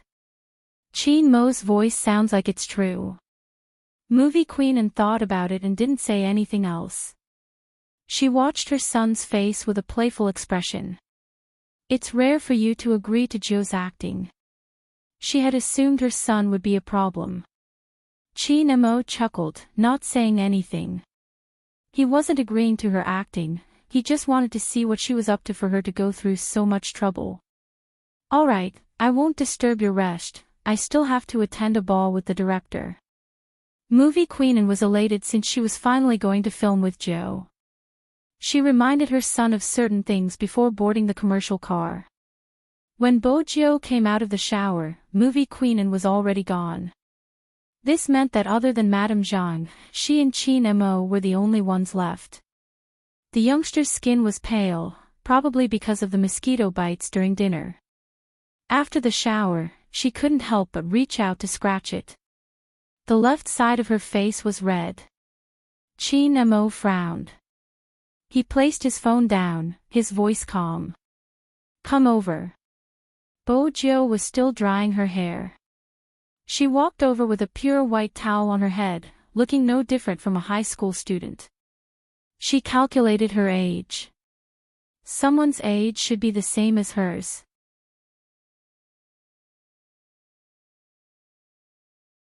Chapter 1029. Her superb camouflage technique was not in vain. However, in this world, he should be the only one who knew. Z, at some point, was like a child. The corners of Chi Mo's lips curled up into a faint smile. Bojo didn't understand. She walked over and stood beside the bed, watching the Almighty. Chi Mo reached out and pulled her over. His fingertips slid across her blushing face. What's going on? I was bitten by a mosquito. Bojo wanted to scratch him again. Chi Mo blocked the youngster's actions and took out a small bottle of medicine from the drawer beside him. Bojo had never seen the medicine before, but it smelled nice. It didn't seem like Western medicine but Chinese medicine. Chi Mo dipped a little and was about to use it on her face. Bojo glanced at the Almighty's overly long lashes and felt a chill on her face. Then, she felt a comforting pinch and the area where she had been bitten wasn't as itchy anymore. Bojo yawned, wanting to hug him to sleep. This kind of opportunity was hard to come by. After all, the Almighty was only using one hand. Chi Mo pushed the youngster away, his tone calm. What are you doing, little gangster? Brother Mo, didn't you ask me to sleep with you? I wanted to be your pillow. Bojo's words were always laced with mischief. Her face was indeed ravishing, her silver hair messy and slightly damp. When she lifted her lips into a smile, her handsomeness made one's heart race. It might work on the girl but it might not work on Chi Mo. Chi Mo reached out to cover the bottle and glanced at Bojo. Did you forget something? Didn't you just apply the medicine? Bojo glanced down, her gaze landing on the white bandaged wrist. Does it hurt? Chi Mo flicked her forehead. It doesn't hurt. You're in charge of reading a bedtime story today.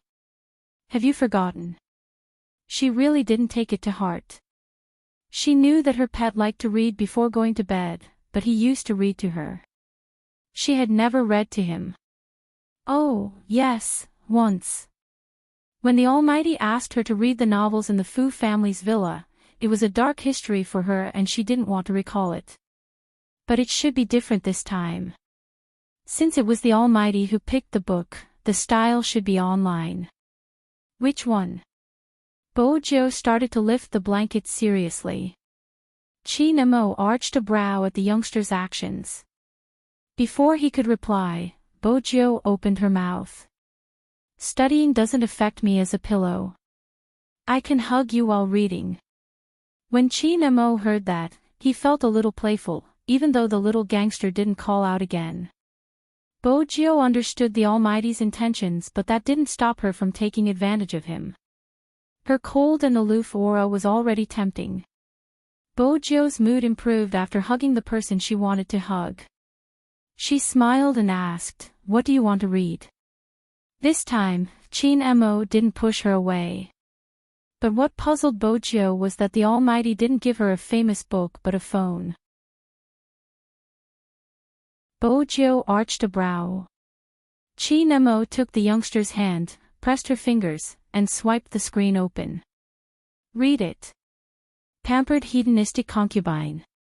Bojo glanced at the extremely childish title. She hadn't expected the Almighty to have such a strange hobby. She opened the first chapter and the voice came out. It was originally calm like water, but when she read the plot about the main character reincarnating into another person, Bojo paused. Chi Nemo glanced over. Why? A little ridiculous. Bojo's comment, it's a little ridiculous. Oh, Chi Nemo replied. Isn't the plot on your bookshelf about how the male lead will fall in love with you if you splash water on his face? Brother Mo, how can it be the same? Bojo smiled. Every overbearing CEO has a different hobby. At least it caught the main character's attention. Bojo's fingers tapped on her phone as she spoke, an action she would only do when she was deep in thought. Why did the Almighty let her read such a book? Just as the question arose, Chi Nemo shut his eyes. Chi Nemo shut his eyes. Forget it, it's just a curiosity. Lin Feng recommended this book to me. I'll send one to him later. Her only advantage was her rebirth. As long as the Almighty couldn't figure it out, she wouldn't be exposed. Since Team Beauty Lin had recommended such a book to the Almighty, how could she not do it? She opened WeChat and typed the title, How Brothers Became Lovers. Very quickly, 2 words came from the other end. F***CK. Straight men usually couldn't read such books. Bojo smiled faintly. Don't recommend such messy books to the Almighty in the future. Lin Feng's stomach wasn't hurting anymore. He sat in the living room eating. When he received the message, he was confused and was about to reply. Just then, another voice message came from the other end. When did you become so intimate with Little Spade? That voice was a little cold and carried a little laziness. But the word intimate came over. Lin Feng couldn't take it anymore, mainly because he knew how possessive his captain was. He immediately replied, Captain, it's like this. Little Spade would always harass me.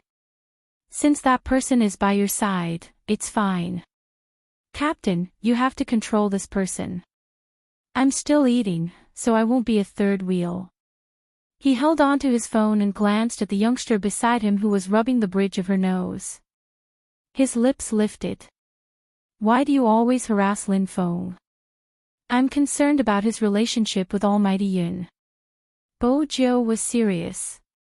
Chi Nemo tossed the phone to the side, smiling faintly. You should be more concerned about our relationship. Yun who will definitely leave the country, no one can stop him. Bojo stilled. She didn't realize the Almighty was destroying the evidence. In reality, Lin Feng had never recommended any books to the Almighty. As a straight man, why would he read a romance novel like Exploding Spoiled Hedonist Concubine? If he wanted to read one, he would at least choose one that was more magnanimous. But at this moment, when he saw the title, How Brothers Became Lovers that little Spade had sent over, he had the urge to search the place. Had he really gone mad? He and Yun, who were already in this state. Yun, who was going to leave the country. He had to be more mature. Just like what he had said, he had to be able to differentiate between certain problems. The night sky was getting darker. Lin Feng lifted his head and glanced outside. He had long noticed that the lights in the bedroom opposite his had never been turned on since the beginning. This meant that Yun, who was still in the hotel with that person, he probably wasn't coming back today. That was right, Lin Feng chuckled. In the end, he didn't search for any books. Instead, he opened some financial articles on his computer and wore his glasses. He was about to move out of the courtyard. If he didn't want to be left behind, he had to work hard. He wasn't suited for politics.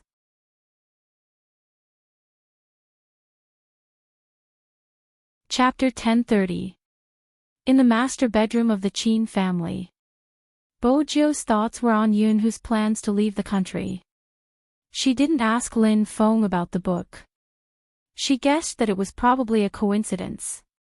After all, this was a novel where the main character would be reborn. But this coincidence wasn't as safe as it seemed. Bojiu was on high alert. Qin Mo watched the youngster's expression and chuckled silently. Such a subtle test was easy to get someone to listen to him. Qin Mo didn't miss the pause when Bojiu read about the rebirth plot. Naturally, he didn't miss her probing gaze when she glanced at him. He turned his face over, his nose tall and handsome. Why do you keep looking at me like that? Do you want me to do something? It was rare that Bojiu didn't tease him. Instead, she hugged his waist and changed the topic. Brother Mo, what did you mean when you said Almighty Yun was going to leave the country? He's going alone. Qin Mo watched the youngster's eyes. He didn't ask if she was preparing to leave the country alone. Instead, he replied faintly, Bojiu arched a brow. I thought they would be together no matter what. She was used to seeing the two of them being inseparable. Moreover, it was rare to see brothers who had been together since they were young. Even after they entered university, they were still in the same dormitory. Bojiu had always felt that it was just a matter of time before they got together. She hadn't expected such an outcome. But in certain aspects, she understood Lin Feng well. Lin Feng was really a straight man, the straight and honest kind. But he wasn't naive. He was much more than what he looked like on the surface. Some people were only suited to be brothers and not lovers. He couldn't take that step because of his family's concerns and uncertainty. An ordinary boyfriend and girlfriend could break up easily. But for childhood friends, once they started dating, they would have to think about many things. Besides, Lin Feng couldn't accept a boy. Because he had the strongest sense of family amongst the members of Supreme Alliance. Even if it didn't seem that way. But from the way he handled things, it was clear what he was thinking. He cared about his parents far more than himself. It wasn't easy for such a person to turn gay. But Bojiu never expected Yun to be the first to give up. From Bojiu's point of view, Lin Feng treated Yun much better than the fans thought. What a pity. Bojiu shook her head but was stopped by Qin Mo. He arched a brow. You're not sleeping. Sleep. Bojiu smiled, hugging his waist once more. For someone like the Almighty, who had both good looks and a good figure, it wasn't a big deal for him to be a little cold. That was normal. He was always as gentle as water. She felt that the Almighty was doubting her again. But it didn't matter. Once she kidnapped him, everything would be settled. That night, Bojiu slept exceptionally well. Qin Mo was the same. Ever since he had a certain someone, he never had nightmares again. When she woke up, she looked down at the youngster who was hugging her waist. "What are you trying to do?" His voice was low and deep. After he finished speaking, Chin Mo's gaze deepened.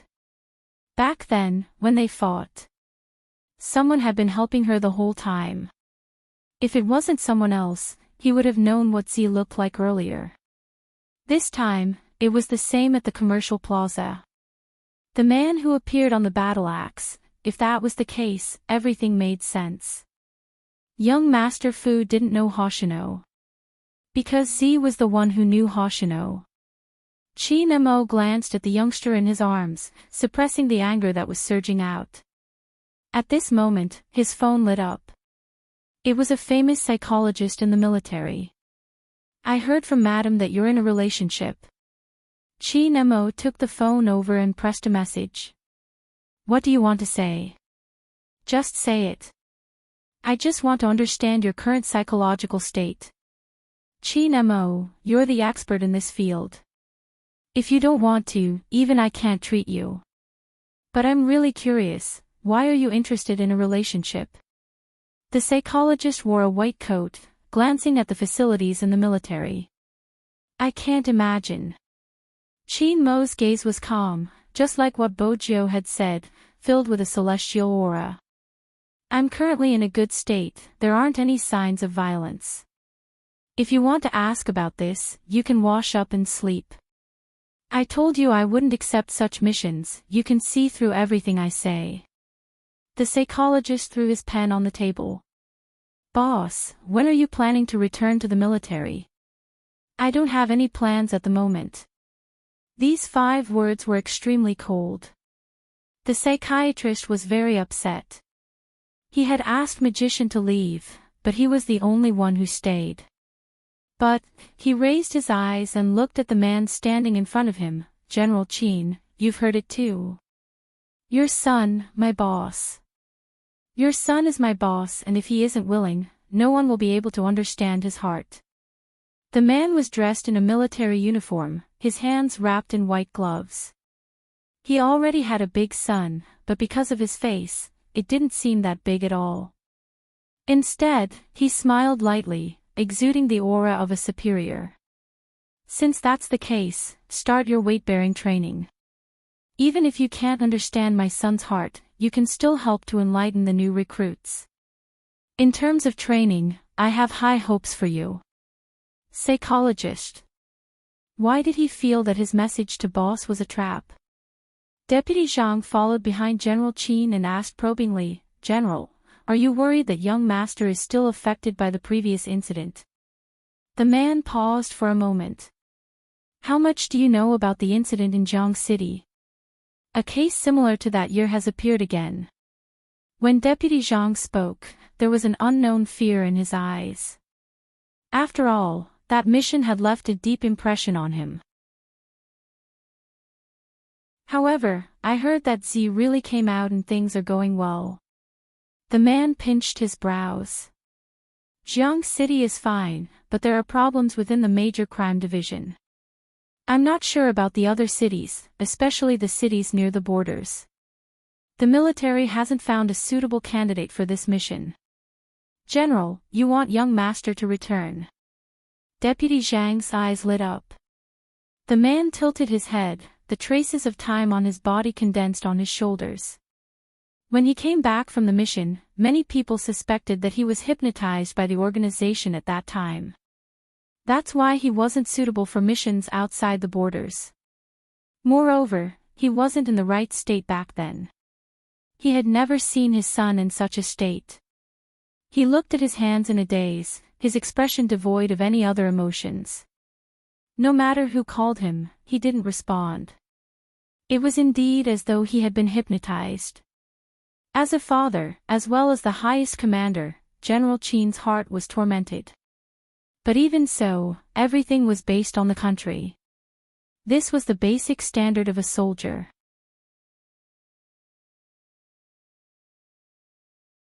Chapter 1031. No matter what happened. There are always people who have to carry some burdens, so that we can live peacefully in a place without the flames of war. Many people were envious of China. They said that this was the only country that didn't have to worry about war. The sunrise was the same every day. Jiang City's mornings were filled with life. Even beside the courtyard, there would be a classic alley. In the alley, there would be freshly baked golden youtiao with soy milk or tofu pudding. One bite would make one sweat, but it was satisfying. But today, the boss saw that Lin Feng was the only one eating breakfast. He chuckled and asked, "Do you want one person's portion today?" Lin Feng replied vaguely. The boss wiped the table and placed the food on it before turning to take the youtiao. When Lin Feng lowered his head to drink the soy milk, he smiled. He wasn't used to it, but who didn't live like this? But it was a coincidence because this was the closest way to enter the courtyard.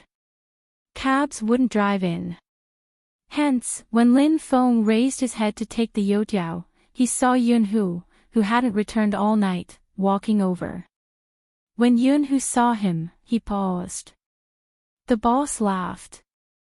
There are obviously two people. All right, I'll take another portion, the usual. He turned to ask Yunhu. Yunhu replied. Then he stuffed one hand into his pocket and walked over, sitting opposite Lin Feng. In reality, Lin Feng wasn't prepared to see Yunhu so soon.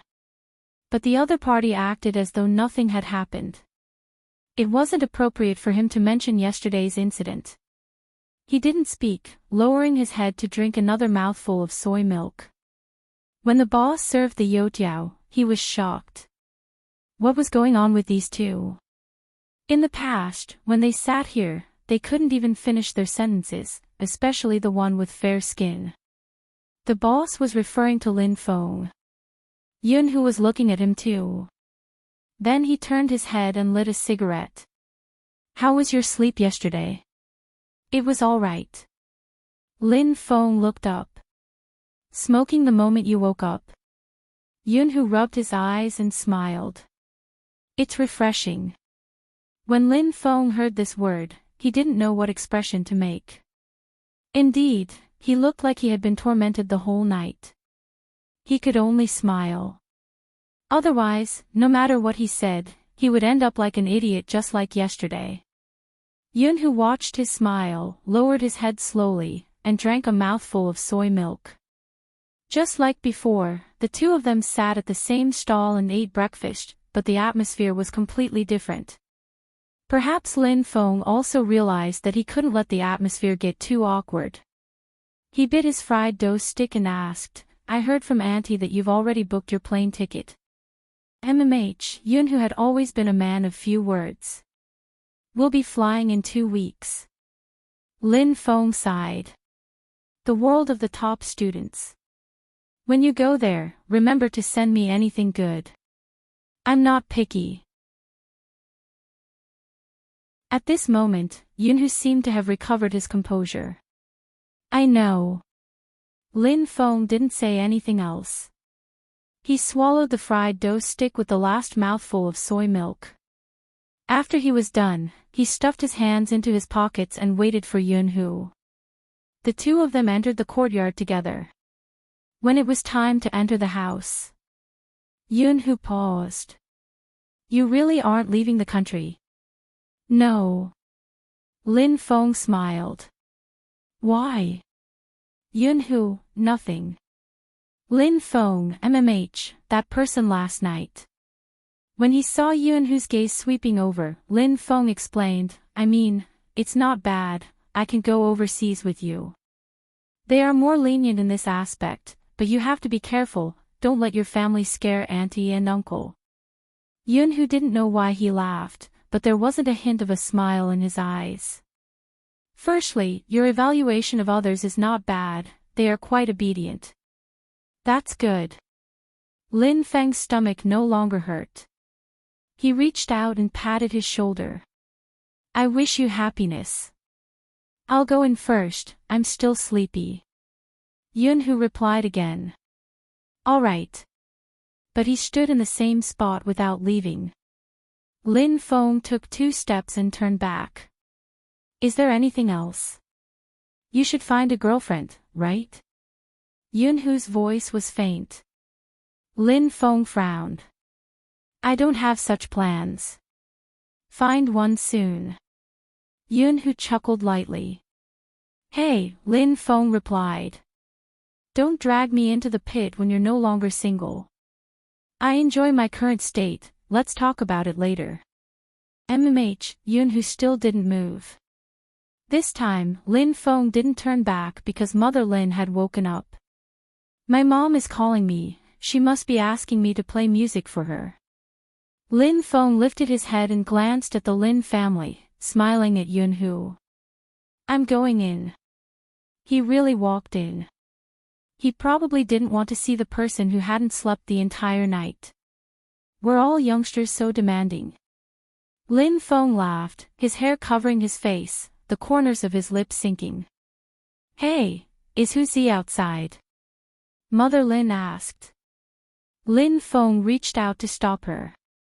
He went back to catch up on his sleep. Empress Dowager, I think you should have breakfast first. Sure, play a song. Mother Lin was a straightforward person. Lin Feng took her phone and started searching. Mother Lin glanced at her son, then at Yunhu who stood outside for a while before turning to leave. Little Feng, are you bullying Hu? What are you thinking? Lin Feng turned on the music. Mother Lin felt that something was wrong. Hu usually comes in with you, but today, he didn't even enter the door. Besides, the two of you didn't come back together last night. If you didn't bully him, what did you do? Empress Dowager, I'm innocent. Lin Feng wanted to dismiss his mother with a sentence. But Mother Lin was a perceptive person. Tell me, what exactly happened? Lin Feng obviously wouldn't tell her the truth, but he couldn't go upstairs like that. He beautified the incident yesterday. I'll tell you, keep it a secret. Speak. Mother Lin's face was stern. Lin Feng smiled. Nothing much, Hu has a girlfriend and asked me to cover for him. Yesterday, he went karaoke with her and just came back. He's very tired and wants to go back to sleep. Empress Dowager, you're thinking too much. Girlfriend? Mother Lin was shocked. Who has a girlfriend? Lin Feng replied. Mother Lin was still in disbelief. Who has a girlfriend? Why does it feel so surreal? So many people in the courtyard have tried but he didn't agree. It's free love now, it's as awkward as you said. Lin Feng was speaking the truth. Mother Lin shook her head. Who has always been more scheming than you? He's going overseas, how can he have a girlfriend? His girlfriend is going overseas too, she's going to the same school as him, Lin Feng replied. Oh. Mother Lin replied. That's good. Lin Feng smiled as he went upstairs. There was no more chatter, only music. Someone was singing. I know you left too early, but I still wish you a long life together.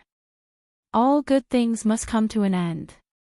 This sentence wasn't just suitable for Yunhu, it seemed to apply to Supreme Alliance as well. The Asian esports competition was half a month later. But due to some practical considerations, the final name list hadn't been decided.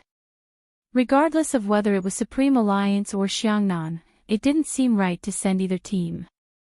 According to the rules, it was always the national champion. But as the esports competition became more intense, China started to pay more attention to it. They couldn't lose too badly in the Asian esports competition. Hence, the committee was still considering. The fans were worried sick for the votes, all for the team in their hearts. But they didn't know. Supreme Alliance seemed to be fulfilling the wish of the past. To win back the glory of the past, to not let down the people who had supported and liked them. Now, the dust had settled. They would probably do their own things. Feng Yi was the one who understood the current situation of the team the most. When the media came for an interview, he basically rejected all that he could. But there was still a video on the internet. It was a video from many years ago, when Chin Mo had just entered the esports industry and won the Best Newcomer King. Some people said that Almighty Chin was so tender, handsome and noble that it gave off a murderous aura. Can you tell us how you fell in love with gaming? This was the host's question. Chin Mo glanced at the camera. When I was young, there was a guy who loved to play games. Which means you came to play games because of that person. The host seemed to have caught the scent of gossip. Chin Mo's voice was calm but firm. Yes. For a moment, the host didn't know how to continue. She thought he would deny it, but he admitted it so readily. Hence, she was stunned. The video had awakened the memories of many old fans of Chin Mo. At that time, they had been wondering who the guy that their Almighty was talking about was. But from what their Almighty had said, they should be childhood friends. But for a childhood friend to become an esports player, this relationship was too unusual. Hence, they had searched within the industry and finally found Xiao Jing. That was how the Chin and Xiao couple came to be. But now that they thought about it, they always doubted the existence of that person. Almighty Chin's love life could be said to be lacking until Spade Z's appearance. They were even more suspicious that Almighty Chin had made up an excuse to avoid trouble. But the new fans didn't seem to know the reason, which was why the video became popular again. Someone even tagged Bojo. Big Spade, you have to watch Almighty Chin, he might climb the wall. Climbing the wall means breaking Almighty Chin's legs. It's impossible in this lifetime. So Big Spade, my condolences. But if you look again, the Almighty at that time was really young and arrogant. He's still arrogant now. When Big Spade is around, he's still very gentle. She was tagged on the official Weibo.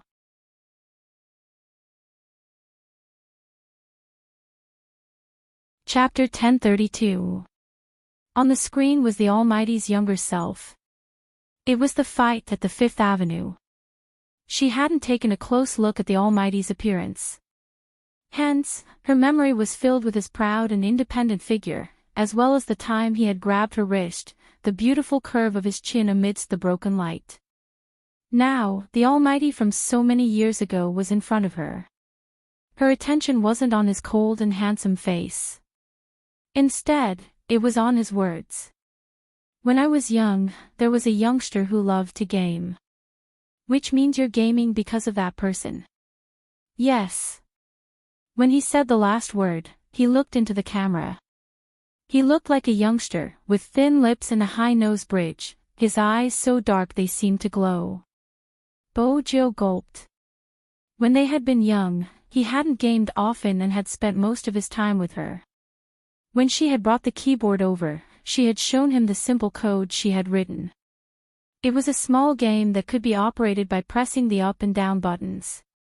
Her heart had been filled with joy. Afterward, he had wiped her hands and told her that he could play with her but she couldn't play with others.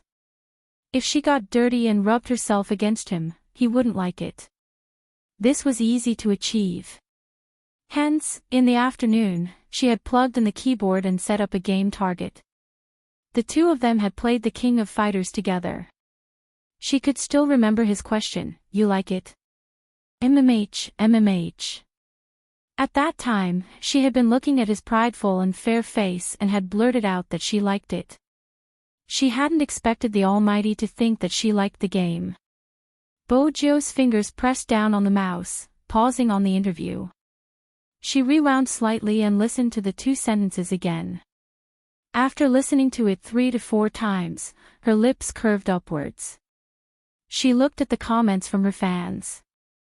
Bojo took a long time to suppress the words, "I'm the one who loves to game, the one the Almighty can't forget." "What are you doing?" A voice drifted into her ears, elegant with a hint of laziness. It was slow and deep, but it was enough to send chills down her spine. Bojo pressed the word she had typed and closed Weibo.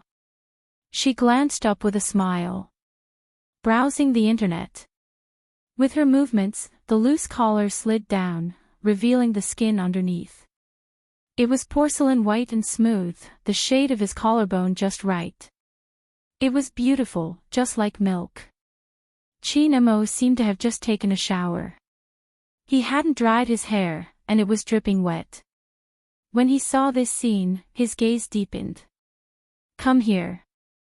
The young man didn't move, his hand still holding the mouse. Chin Mo walked over, reaching out to pull her clothes up. Mind your image, Mrs. Chin. Hearing these 3 words again. Bo Jiao blushed and changed the topic. What did Madame Zhang do? Zhaolongbao with bean meat. Chin Mo arched a brow. Why? You don't like it? Bo Jiao reached out and hugged him. I like it. Chin Mo's fingers paused for a moment. His gaze was a little dim. No one knew what he was thinking. 2 people came up from downstairs. The steaming soup dumplings had just come out of the oven.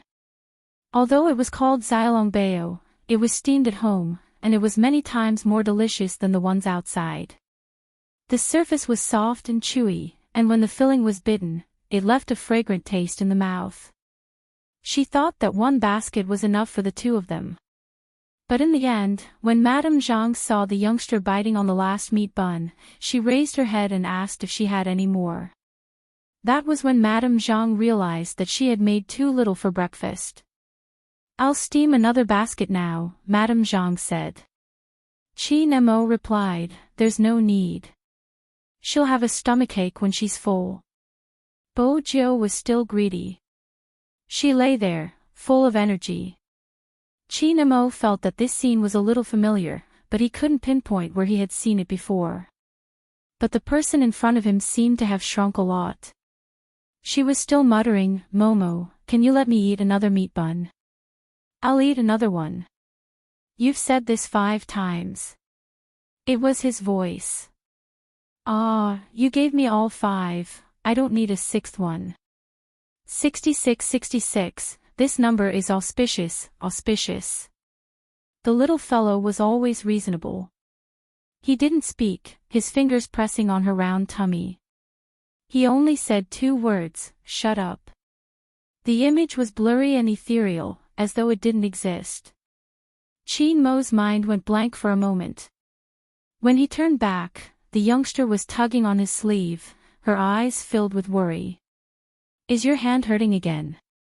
Compared to a certain someone, he didn't care much about his hand. It doesn't hurt. Chin Mo placed his chopsticks down, freeing his other hand to press her hand down and hold it in his own. They even had to hold hands while eating. Madame Zhang really didn't know what to say. She tried her best not to disturb them. She placed the food down with a smile and walked into the kitchen. She sent a voice message to Movie Queen and Madam, don't worry. There's nothing wrong with young Master Joe. Movie Queen and calmed down slightly when she saw the message. She was worried about Mo or his psychological problems. She heard that Jiang City had just calmed down, but the overall situation wasn't good. Even without her husband's words, Movie Queen could vaguely sense that something was wrong. Otherwise, that person wouldn't have appeared for so many days and even sent someone to protect her. Movie Queen was fine, but her son was the main problem. She was worried that the case from that year wasn't over. Time passed slowly. Especially for a university. Ever since the live broadcast at the square. The police had their eyes on a certain university. Some were grumbling, some were afraid, as though something was about to happen. In the canteen, many were discussing it. Fan Jia, why don't you look afraid? Someone asked the student beside her. Fan Jia chuckled. What's there to be afraid of? Which student in a university isn't outstanding? The police are probably anxious to solve the case, that's why they believed the comments online. Besides, this has nothing to do with us. After hearing what she said, someone frowned. I don't think it's completely unrelated.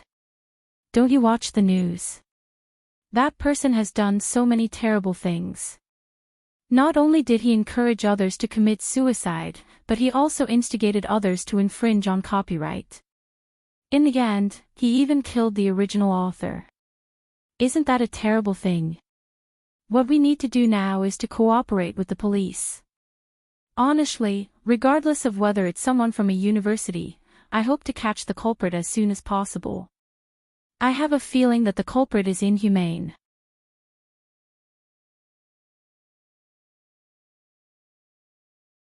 Chapter 1033. There are so many murderers in the world, why aren't you so righteous? What's wrong with you today? Fan Jia chuckled lightly.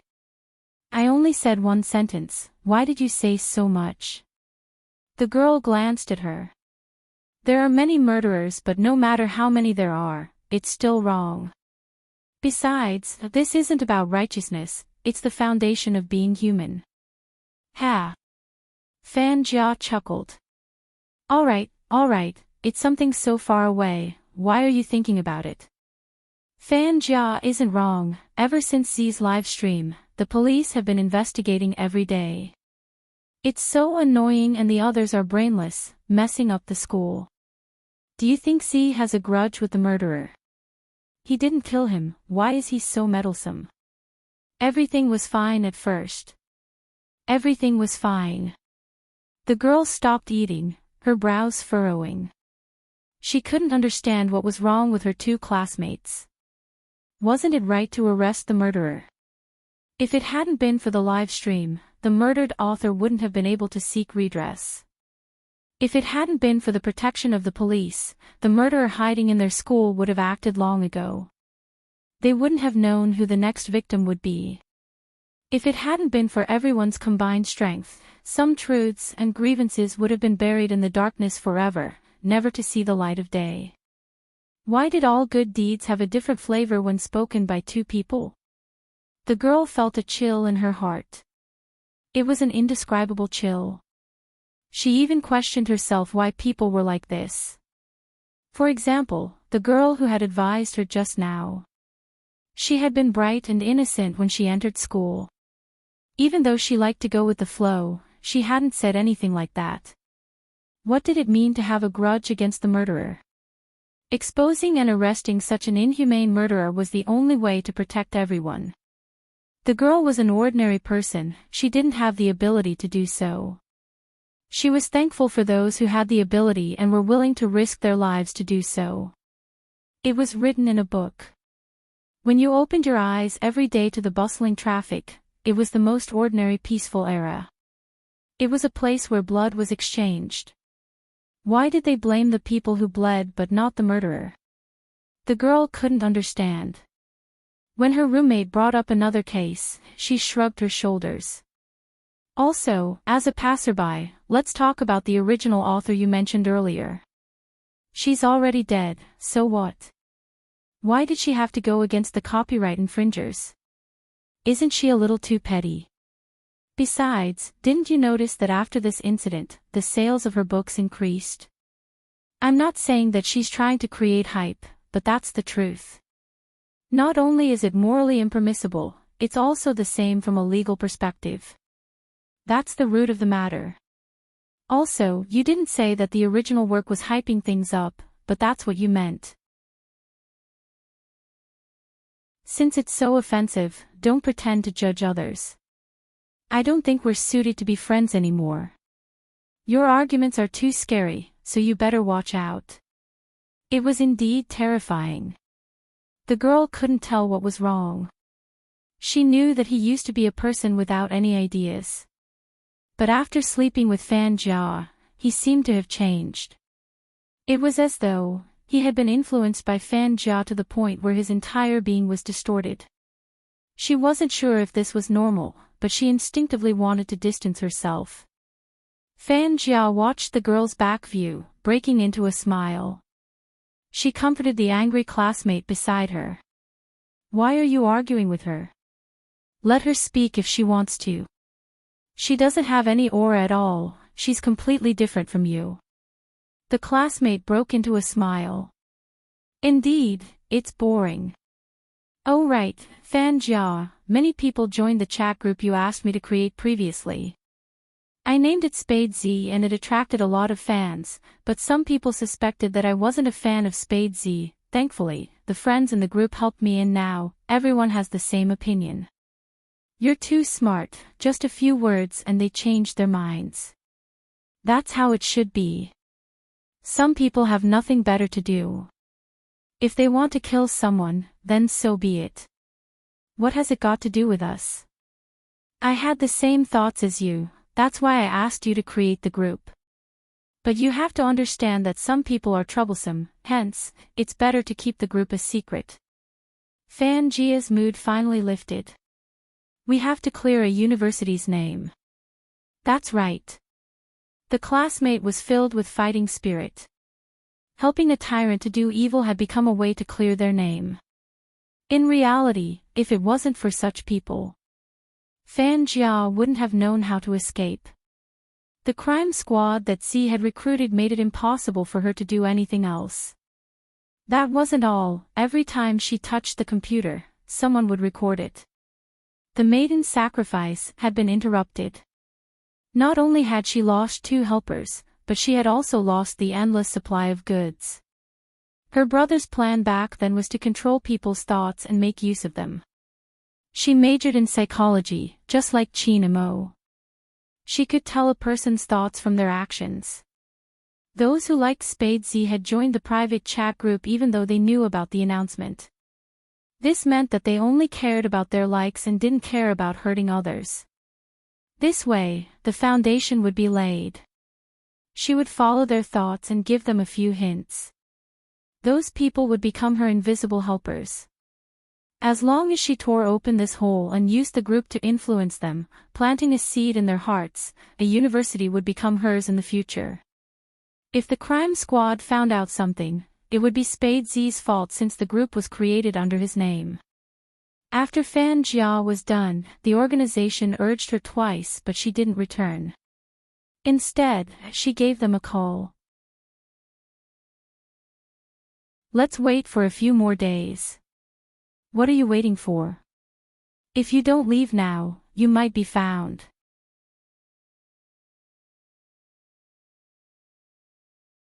Chapter 1034. Your brother hypnotized Qin Mo. That person was in disbelief. Qin Mo has always been an expert in psychology. That's why he was the one who solved that case. After all, they were both studying abroad. Your brother's grades were always lower than Qin Mo's. That's the truth.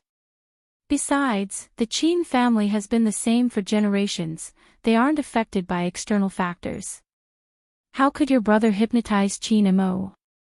Fan Jia, it's true that we're working together, but don't you dare use your tricks on me. Fan Jia knew that ever since he had appeared, the old man had been afraid. He had been cautious when helping her and now, he was even giving her a warning. This is such an important trump card. Do you think I would lie? Fan Jia stood in the darkness, her eyes looking into the distance. She spoke slowly, I have Z to thank for this. If it wasn't for her, Qin Mo wouldn't be in so much pain. The hypnosis was planted by my brother before he died. At that time, Qin Mo was in a state of mental breakdown. Naturally, he wouldn't be guarded against my brother. Besides, based on what I know, not only did Qin Mo stop working on cases, his memory is also in a mess. When the time is right, I can make use of this. Are you still anxious? There was a moment of silence. You have interacted with Qin Mo in the past and understand him. I still have the same advice, don't be too reckless. If it wasn't for me covering up for your 2 partners, you would be in a much more dangerous situation. The crime squad is starting to investigate the Rao family's case. Once the truth comes to light, I will be implicated and Rao Rong's statement will be detrimental to both of us. Fan Jia's gaze deepened. That's why you should have buried Rao Rong when you were working on that case. I've advised you before, you think you can do whatever you want with your power. He's just a high school student. How dare you talk to me about this now? The person on the other end was obviously furious. How many times have I told you to let Rao Rong off and he wouldn't retaliate? In the end, you cooperated with the club and chased him out of the team, leaving him with no place in the esports industry. Do you know how much effort I had to put in to avoid him? Fortunately, I didn't appeal to the higher-ups. Otherwise, I wouldn't have been able to climb to my current position. Yet, you didn't learn from your mistakes and insisted on using him. Fan Jia narrowed her eyes. It's all in the past, let's not talk about it anymore. Back then, I looked for him when he was in despair. Who knew he would break free from my control? In the end, it was all because of Z. She actually didn't die. I find it suspicious. It doesn't matter if it's strange or not. The person seemed to be tired of the current situation. The problem now is that she's back. Once Z returns, your internet skills won't be enough. Fan Jia hated to hear such words. There are many things that can't be solved with internet skills. No matter how impressive Z is, she can't guarantee what others think. I've been in a university for so long, I'm prepared. Didn't I say that even if I leave now, the seeds I leave behind will sprout in some people's hearts? What did you do to the people in a university? The person on the other end frowned. We had a deal when we cooperated, you can't be like your brother. Fan Jiao laughed. I said, how can I not be like my brother? How can I make use of everyone around me? Didn't you know from the start? It's too late to act surprised now. It wasn't just a university, there were many 14-year-olds. I have to thank them, otherwise, my plan wouldn't have gone so smoothly. I used C to commit crimes and they imagined themselves to be whoever they liked. They took their names and used it to attract popularity. That's the type of person I need. It's much easier to control now compared to my brother. After all, no one is clean, including you. You. The person on the other side of the phone was furious. For a moment, he regretted working with the other party, but he had already come this far. He could only move forward and not retreat. Forget it, as long as you are confident. Fan Jia's gaze dimmed. Of course I'm confident. Rao Rong wasn't around anymore, she could create another Rao Rong. It was time for the youngster who liked to stick to Qin Mo to suffer, 10 p.m., at the Qin family's house. In order to show her sincerity, Bojo fished out her wallet and placed it on Qin Mo's hand. The Almighty sat on the sofa with one hand wrapped in bandages. There was a book on Sun Tzu's Art of War and a pot of tea on the table. Bojo always said that the Almighty had an immortal aura around him and it wasn't without reason. The moment he sat there, he looked like a noble young master. When he saw the wallet the youngster placed on his hand, Qin Mo arched a brow, his gaze calm. What's the meaning of this? Are you flaunting your wealth? Bojo laughed, stuffing a hand into her pocket. She lowered her body, a mischievous smile on her face. Brother Mo's sugar daddy. Qin Mo paused. Bojo smiled brightly, waiting to see his reaction. It was a pity that Qin Mo was still scheming. You're giving me too little, a few hundred isn't even worth a meal. Do you know how much it costs outside? Bojo arched a brow. There's a market for that. What else? Qin Mo's long fingers tapped the wallet.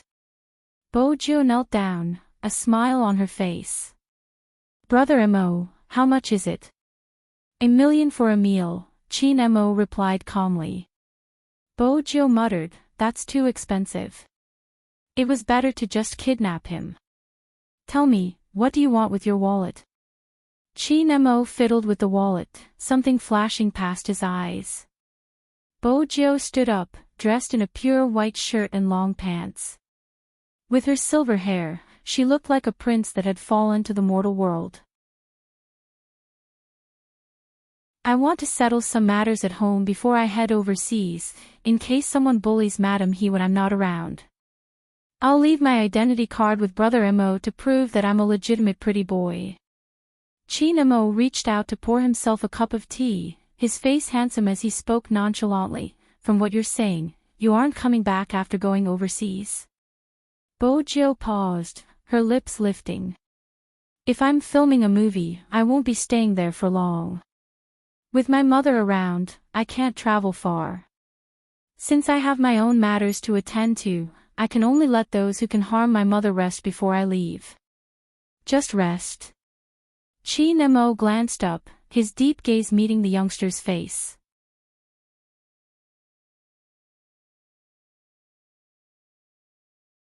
Chapter 1035.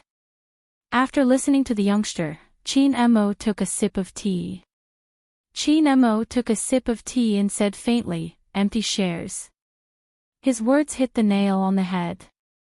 Bojo enjoyed chatting with the Almighty because there wasn't a need to explain things clearly. It was relaxing. Unexpectedly, the Almighty's next sentence was a twist. "Is that all you're capable of?" Her cold tone carried the unique arrogance of a person in a superior position. The aura of a CEO was evident. Bojo recalled what the Almighty used to say in the business world. It could be summed up in one sentence: Brother Mo, society, you're beautiful and rich. She should be able to learn from him. Brother Mo, if you have any good ideas, I can buy them. The youngster pointed to her wallet with a bright smile. Chin Mo lifted his finger. You want me to give you ideas for such a small amount of money? I know you're expensive, Bojo replied seriously. Can I give you a friendship price? Chin Mo hooked his finger at the youngster. He had an ancient aura and was full of asceticism. Bojo followed his movements and leaned forward. His deep voice rang in her ears. As your husband, I can teach you a few moves. As for the friendship price, I don't have it here. Do you want it? I'm already leaning in and you're asking me if I want it. Also, what the hell was that, husband? You're a modern person, why are you talking about ancient literature? You seem more like someone who has been reborn than me. Bojo's ears turned red as she thought about it. Compared to controlling their shares, sending them home to retire would make them feel worse. Chin Mo finally returned to the tone of a modern person. He looked at the youngster's face, which was so clean that even his hair could be seen, and kissed it. Bojo was still seriously learning from him. She hadn't expected the side of her face to be touched. By the time she realized what it was already too late. The reflection on the glass window caught the youngster's slender figure stiffening. Even her eyes moved. Her lashes were long and she looked slightly dazed. Bojo stuffed a hand into her pocket, her other hand pressed against the seat. She had originally been prepared to tease him, but now, it was a completely different situation. Brother Mo, just speak, don't touch me, you're making a mistake. Chin Mo watched the youngster's serious expression and smiled. What mistake do you want to make? This was considered seduction, right?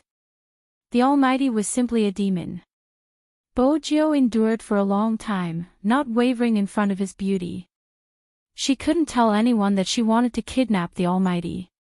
Questions that were difficult to answer were all replaced with silence as golden. Chin Mo raised his hand to glance at the time. The Chin Group's legal consultant has already gone to your company. He has some documents that I prepared for you. You can take a look at them when you are free. But one thing, come back immediately after the meeting. Otherwise, I will have to handcuff you. Bojo paused. Then she lifted her lips. My baby is still here, how can I not come back? Chin Mo, treasure. Bae. Qin Mo frowned and wanted to pull the youngster over to teach him a lesson. Auntie Zhang came over with freshly baked red bean pastries. Under normal circumstances, Earl Black tea with red bean pastries was considered real tea. This was how the Qin family drank tea. Who would have thought that the moment he arrived, he would hear young Master Zhou calling young Master Bao. Bao. Why did she feel that the world was spinning so unreal? Young Master was indeed the one at the bottom.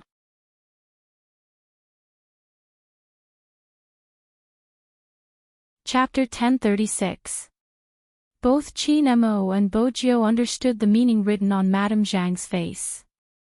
It wasn't because Bo Jiu was well versed in micro-expressions, but Madame Zhang's expression was obvious and she couldn't help but feel happy about the misunderstanding. Bo Jiu smiled faintly as she straightened her back. Her silver hair fell down and the pure black earrings on her ears gave off a clean and handsome aura. When he walked towards Auntie Zhang, he also had a magnanimous and aggressive look. On the other hand, Qin Mo had been frowning. Madame Zhang shook her head. She looked as though she had understood. She placed the red bean snacks down and glanced at her young master. At this moment, Qin Mo broke into a smile. He glanced at the youngster who had just finished his naughty deed, his tone calm. If you aren't back in 2 hours, I will head to the Fu family's house personally. Brother Mo, with your current status, it isn't suitable for you to mingle with a small organization like the Fu family, really. In order to prevent herself from being carried back, Bo Jiu had to stop him. Qin Mo replied, "Oh." He raised his voice. "I don't really care." Bo Jiu. There was no way to continue the conversation. In the end, when the youngster left, Qin Mo stood up. When he sent her out, his gaze was so deep that Bo Jiu felt that something wasn't right. Just as she was deep in thought, her phone rang. Bo Jiu glanced at the chauffeur. She didn't pick up the call. After hanging up, she sent a message.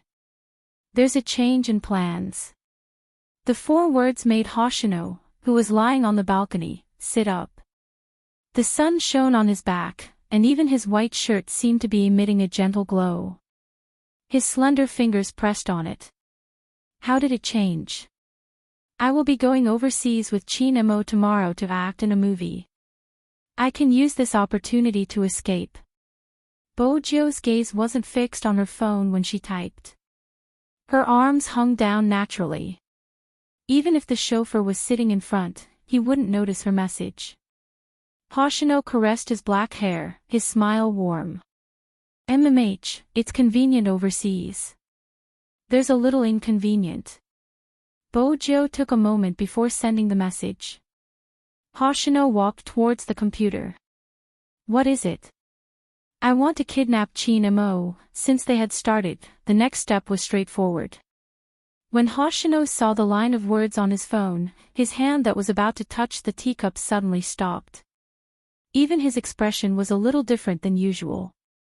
It was rare to see the vice-captain like this. The youth stood there dumbfounded.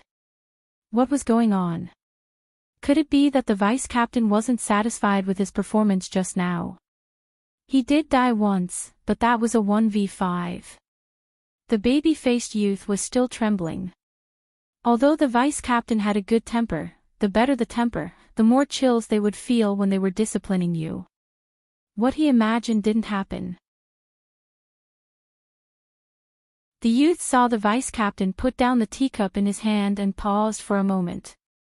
Then he pressed the phone a few times as if he was replying to someone's message. The baby-faced man didn't understand. Yu Cixin sat there with his long legs crossed. His black hair fell down. He was devilishly handsome. Someone isn't feeling good. When Hoshino heard that, he didn't say anything. He couldn't say that he didn't feel good.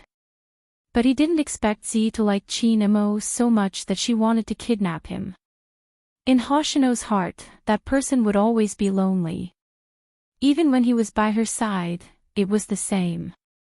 She lived a carefree and sunny life. No matter how many people she interacted with, it never changed. When she was injured, she wouldn't cry out in pain. But every time when she was quiet, she would stare outside in a daze. She had never really wanted anything. Except for this time. Hoshino couldn't describe how he felt. Just then, another message appeared on his phone. I know it's difficult. If you don't do it well, your identity might be exposed. I'm worried that Chin Mo is already suspicious of you. Don't make a move and stay in the team. Hoshino frowned slightly after reading the message. You will be in danger. It's equally dangerous for two people. Bojo's hand paused. Then she added, don't worry. Hoshino reached out and rubbed his temples. He knew that no matter what he said, Z wouldn't get rid of this thought. Kidnapping Chin Mo was a very dangerous matter. But Z's decision would never be changed. Just as Hoshino was in a daze, his phone was suddenly snatched away. It was Yu Cixin. He still had that signature smile on his face. It often made people think of the hot-blooded second-generation gangster in high school. He stuffed his left hand into his pocket. Let me see what you sent. Hoshino's movement sped up. That speed made Yu Cixin narrow his eyes. Hiding it like this makes people even more suspicious. Hoshino held his phone. His eyes were clear and his voice was the same as usual. Looking at other people's privacy doesn't seem like something you should do. Yu Cixin raised his hands. Alright, here you go.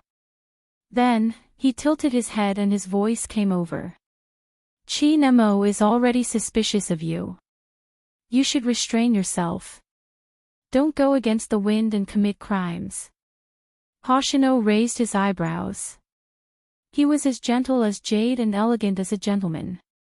All right. He agreed so readily that Yu Cixin didn't know what else to say. The baby-faced person watched this scene. He felt that there was something strange between his captain and vice-captain, but he couldn't tell what was strange. 10:30 p.m. Fu Group. In the end, there were waves of heavy losses. Fu Group wasn't as glorious as it used to be. Fu Ximing, the young master who could have gotten all of Fu Group's shares just by waiting, also participated in the fight for the shares. He had already contacted many shareholders in private. During this meeting, he had to make that useless person leave with his mother. That was because he had long been prepared. In addition, Fu Zhongyi had been collecting a lot of dirt on his son. Hence, when this pair of father and son appeared, they were extremely confident. As the saying went, with a stepmother, there would be a stepfather. Fu Zhongyi had always been a scumbag. Even though they were both his children, he had never felt any guilt towards his eldest son. When Bojo didn't know anything, he wasn't willing to talk about his son at all. When others talked about him, there was a complete rejection and slight disgust in his eyes. Now that Bojo knew everything, he didn't have any thoughts of repentance. Instead, he participated in every dirt on Spade Z. When he treated Fu Ximing, he wanted to leave everything to him. He had never stopped praising him. The worst thing about Fu Zhongyi wasn't that he had betrayed his marriage with Yi Honghua. The worst thing about him was that he had abandoned his wife and son, forcing them into a corner. He had long forgotten that if it hadn't been for Yi Honghua, there wouldn't have been the Fu Group today. He had forced people to their deaths at every turn. He was ruthless and inhumane. But that was how humans were. In the face of huge benefits, no one would show their humanity. Some of the shareholders sitting in the office were the same. Yi Honghua was still flipping through the documents. When she saw Fu Ximing enter, her eyes dimmed. Unrelated people don't have the right to participate in the board meeting. Fu Zhongyi didn't even look at Yi Honghua as he led Fu Ximing to a seat. There are no unrelated people here. Ximing now has shares of the Fu Corporation. You probably don't know this, but the change in ownership this time is going to be drastic. Alright, Shiming, tell me about some of the videos you've obtained. Those who have tarnished the reputation of the Fu Corporation, no matter how high their positions are, should be expelled. Alright. Fu Shiming stood up. During this period of time, because of that trash, everything he did wasn't going smoothly. Especially after that trash won the National League, he would be compared by the people around him. He knew better than anyone what that trash was like in the past. He was a piece of trash that couldn't be helped. He didn't know how he had gotten to where he was today because of young Master Qin. Now was the time to let everyone know what kind of person he was. Fu Shiming turned on his laptop and projected some photos on the projector. He said in a dignified manner, "These are the things I got.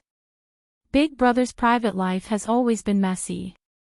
As long as he doesn't go overboard, no one will care about him. However, the Fu Corporation can't have such a shareholder who painstakingly pours himself on men. Even outsiders say that the Fu Corporation became famous because of this. I think it's worth everyone to think about this. After all, the most important thing in doing business is reputation." Compared to He Honghua in the past, she was much calmer now. She sat in her seat without much emotion on her face, but her words were cold. Speaking of reputation, everyone in the marketing and operation department knows that all the hot-selling products of the Fu Corporation or the companies that are contacting us are all because of Spade Z's name. Besides, I have never heard of anyone claiming that the Fu Corporation relied on others to get their hands on us. As for you, you have been using the fact that I am Spade Z's younger brother to open up your circle of friends in the business world. This topic has been spreading like wildfire in the industry. Shiming, your brother's reputation is so bad, why are you still using him? Fu Shiming's face turned red and white when he was interrupted. He didn't expect that a certain son had taught He Honghua that the business world was like war. Only by knowing yourself and your enemy could you win 100 battles. The thing that Fu Shiming didn't want others to know was exposed like this. Also, the gazes around them had obviously changed.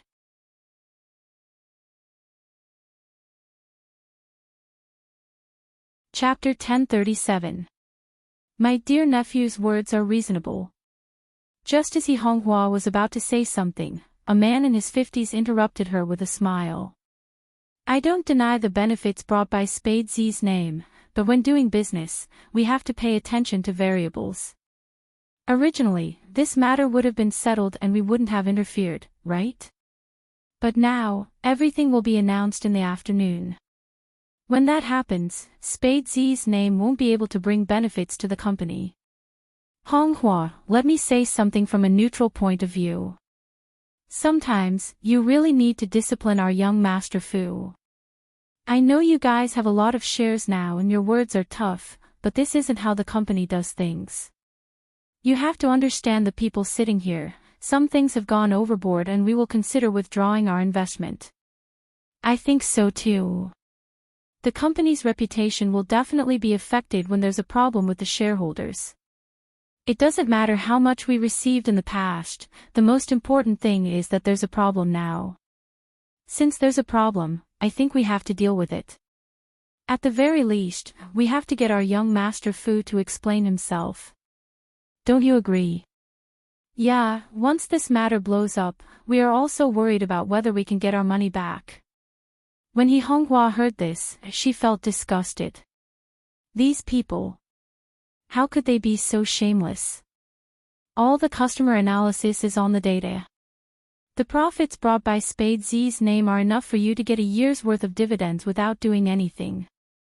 Are you asking for an explanation? You are using withdrawing your investment to pressure us.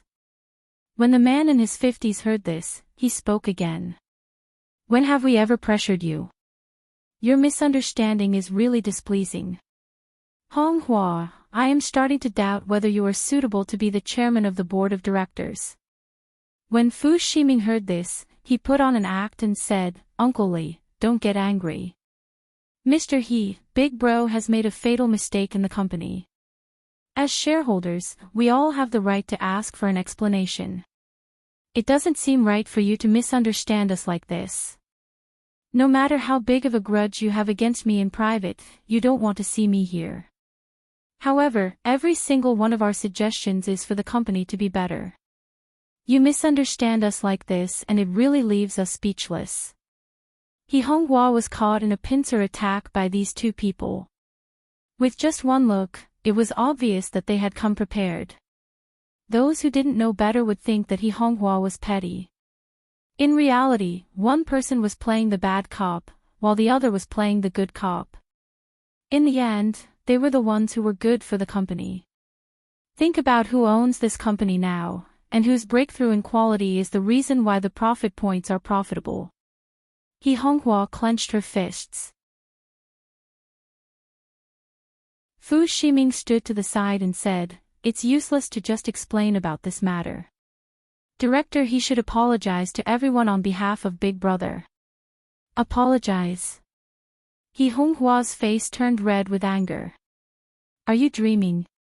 Fu Shiming shook his head as if he couldn't reason with a shrew.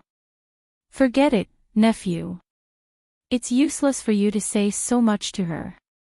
If you were the CEO of the company, I wouldn't have to worry so much. The man stood up and was about to leave. He had no intention of respecting He Honghua at all. I can't attend this shareholders' meeting anymore.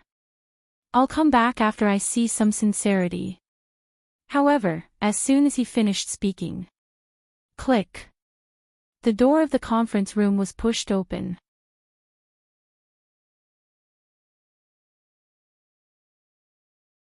Chapter 1038. Fu Shiming shook his head, looking as though there was no way he could reason with a shrew. Forget it, nephew, there's no point in talking to her. If you were the CEO of the company, I wouldn't have to worry so much. He stood up and was about to leave without any intention of respecting He Honghua. I won't be able to continue with the shareholders' meeting. I'll come back after I see the sincerity of some people. However, the moment he finished his sentence. Katha. The meeting room door was pushed open. A clear but cold voice slowly rang in everyone's ears, like ice cubes soaked in sake. The voice wasn't fast or slow, it was deep and neutral. They couldn't tell if it was a man or a woman, but it was so pleasant that it was hard not to notice. There's no need for that. From today onwards, Boss Lee, you're kicked out. That one sentence broke the silence. In an instant, everyone turned to look at the source of the voice. A youngster stood there, her silver hair matched perfectly with a suit. Her collar wasn't tied tightly, instead, it was slightly loosened. Her tall and slender figure was cut by the light. She was elegant and handsome, a living young master of an aristocratic family. Some people froze. After all, no one had expected that the next time they saw this useless person, he would be even more dazzling than before. Other than the previous shareholders' meeting, which had shocked everyone. This time, there was an indescribable aura. It was as though an ancient sword had finally been unsheathed from its scabbard, shining with its original brilliance. The expression on Boss Lee's face seemed to have been sucked out, leaving only anger. What do you mean? What I said. Bojo walked over, supporting herself with one hand on the meeting table. She smiled. Boss Lee, don't you want to withdraw your investment? Sure, from today onwards, you're kicked out. Manager Lee laughed. Some people think they're so great just because they're good at gaming. Alright, let's divest, right? Everyone heard it. With such a small shareholder, the company's profits won't be any better in the future. If we don't divest, do we still have a way out? Brotherly, Fu Zhongyi stepped forward and patted him on the shoulder. All these years, we all know how much you have done for the company. Don't worry, we won't let anyone force you to leave. The most important thing to do in a business is to learn to be grateful. It seems that some people are clearly not suitable to be the decision makers of the group. I'm sure everyone here knows who is right and who is wrong. At this point, Fu Zhongyi turned his head and looked at everyone in the meeting room. Everyone can see that my son is full of hostility and doesn't respect these elderly uncles at all. This goes against the ideals we had when we started our business. I suggest that we start with the highest voting rights. No matter how many shares we have, the one with the most votes will be the one to manage the lawsuit. When Manager Lee heard that, he immediately said, "Yes, activate the highest voting rights. The company cannot be destroyed by such an arrogant person." When He Honghua heard this, there was an obvious anxiety on her face. She had never imagined that Fu Zhongyi would have the cheek to say that the most important thing in business was gratitude. The people who had started the business with him had all been kicked out of the company by him with all kinds of excuses. And this Manager Lee was one of the people who had squeezed out other people's positions back then. What credit? What credit does he have? When these words came out of their mouths, He Honghua only felt a wave of disgust, a disgust that came from the bottom of her heart. How can there be such a shameless person? And the other party even wanted to use this reason to activate the highest voting rights. It was not easy for Chuzhou to get back her shares. It was so that she could have the absolute right to speak. Once the highest voting rights were activated, all of her previous efforts will be in vain. From the moment they entered the room, the other people were very quiet. Obviously, they had made a deal with Fu Zhongyi behind his back. So, they acquiesced to Fu Zhongyi's words.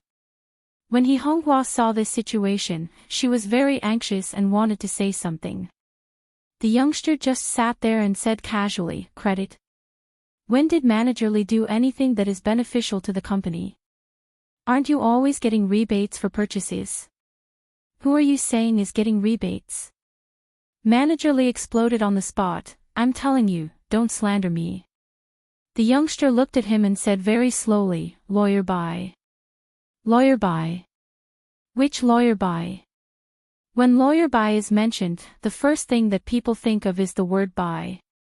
Manager Lee's face turned pale for a moment. "No, impossible, it can't be that Lawyer Bai." Unfortunately, his prayers did not have much effect in the end. A certain someone in a suit walked in from the door.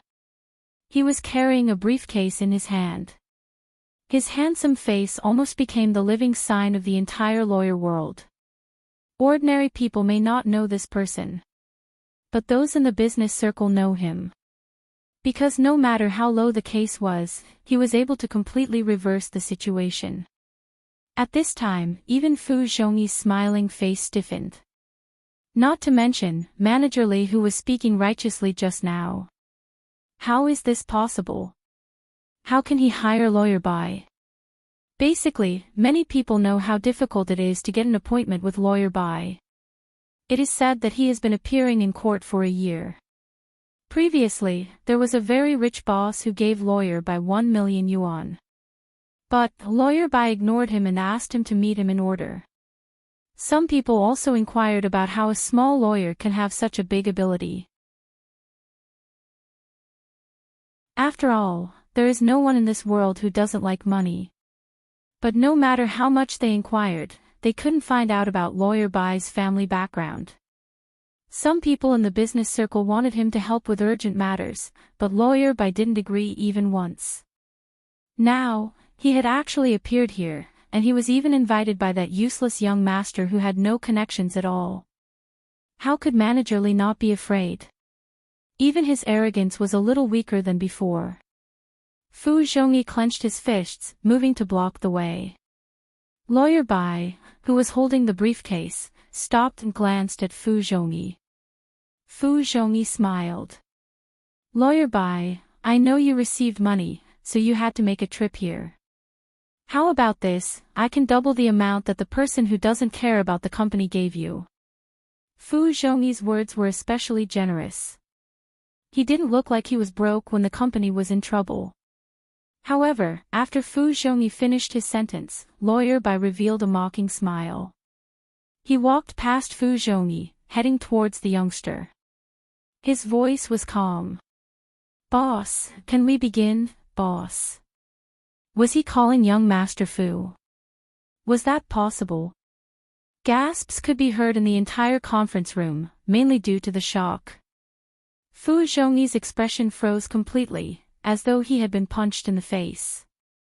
Who could have imagined that the famous lawyer would call a high school student boss? And this high school student used to be a love-struck trash. It was simply unimaginable. But the truth was right in front of them. The youngster knocked on the table with one hand, his aura unchanged. Even though Lawyer Bai was standing beside him, the formless aura didn't waver. Instead, he spoke with a mocking tone akin to a vampire. Throw the information on what Manager Li has done all these years to him. The spare parts were originally cheap, but in order to get more commission, he doubled the price of the supplier. No wonder the Fu Corporation's profits are so low. From the start, someone has disregarded the company's profits and reaped huge benefits. According to the company's rules, the shareholder with the biggest share has the right to kick out the shareholder who damages the company. After being exposed of what he had been doing recently, Manager Li's expression changed. It was as if all the blood had drained from his face. But that wasn't the end. The youngster got Lawyer Bai to print out all the relevant information, handing a copy to each of the shareholders. Bo Jiu continued, "You can come in and take him away." The other shareholders glanced at each other. They had assumed it was the usual security guards who had come to take him away. When they saw that the person who came was wearing a police uniform and handcuffs, all of their foreheads broke out in cold sweat. Manager Li's eyes widened. Lawyer Bai pushed his spectacles up his nose, his tone calm and emotionless. As Mr. Li had embezzled a huge sum of money during his work, from today onwards, we have officially filed a lawsuit against him. It seems like there's a conclusion. Which meant that the police had verified the information and were here to arrest him. Boss Li was really done for this time. Relatively speaking. Fu Zhongyi and Fu Ximing's plan had been disrupted halfway. Some of them watched as Manager Li was brought out. They had already lost half of their courage. Besides, this wasn't the end. The youngster on the boss's chair laughed again, her tone calm.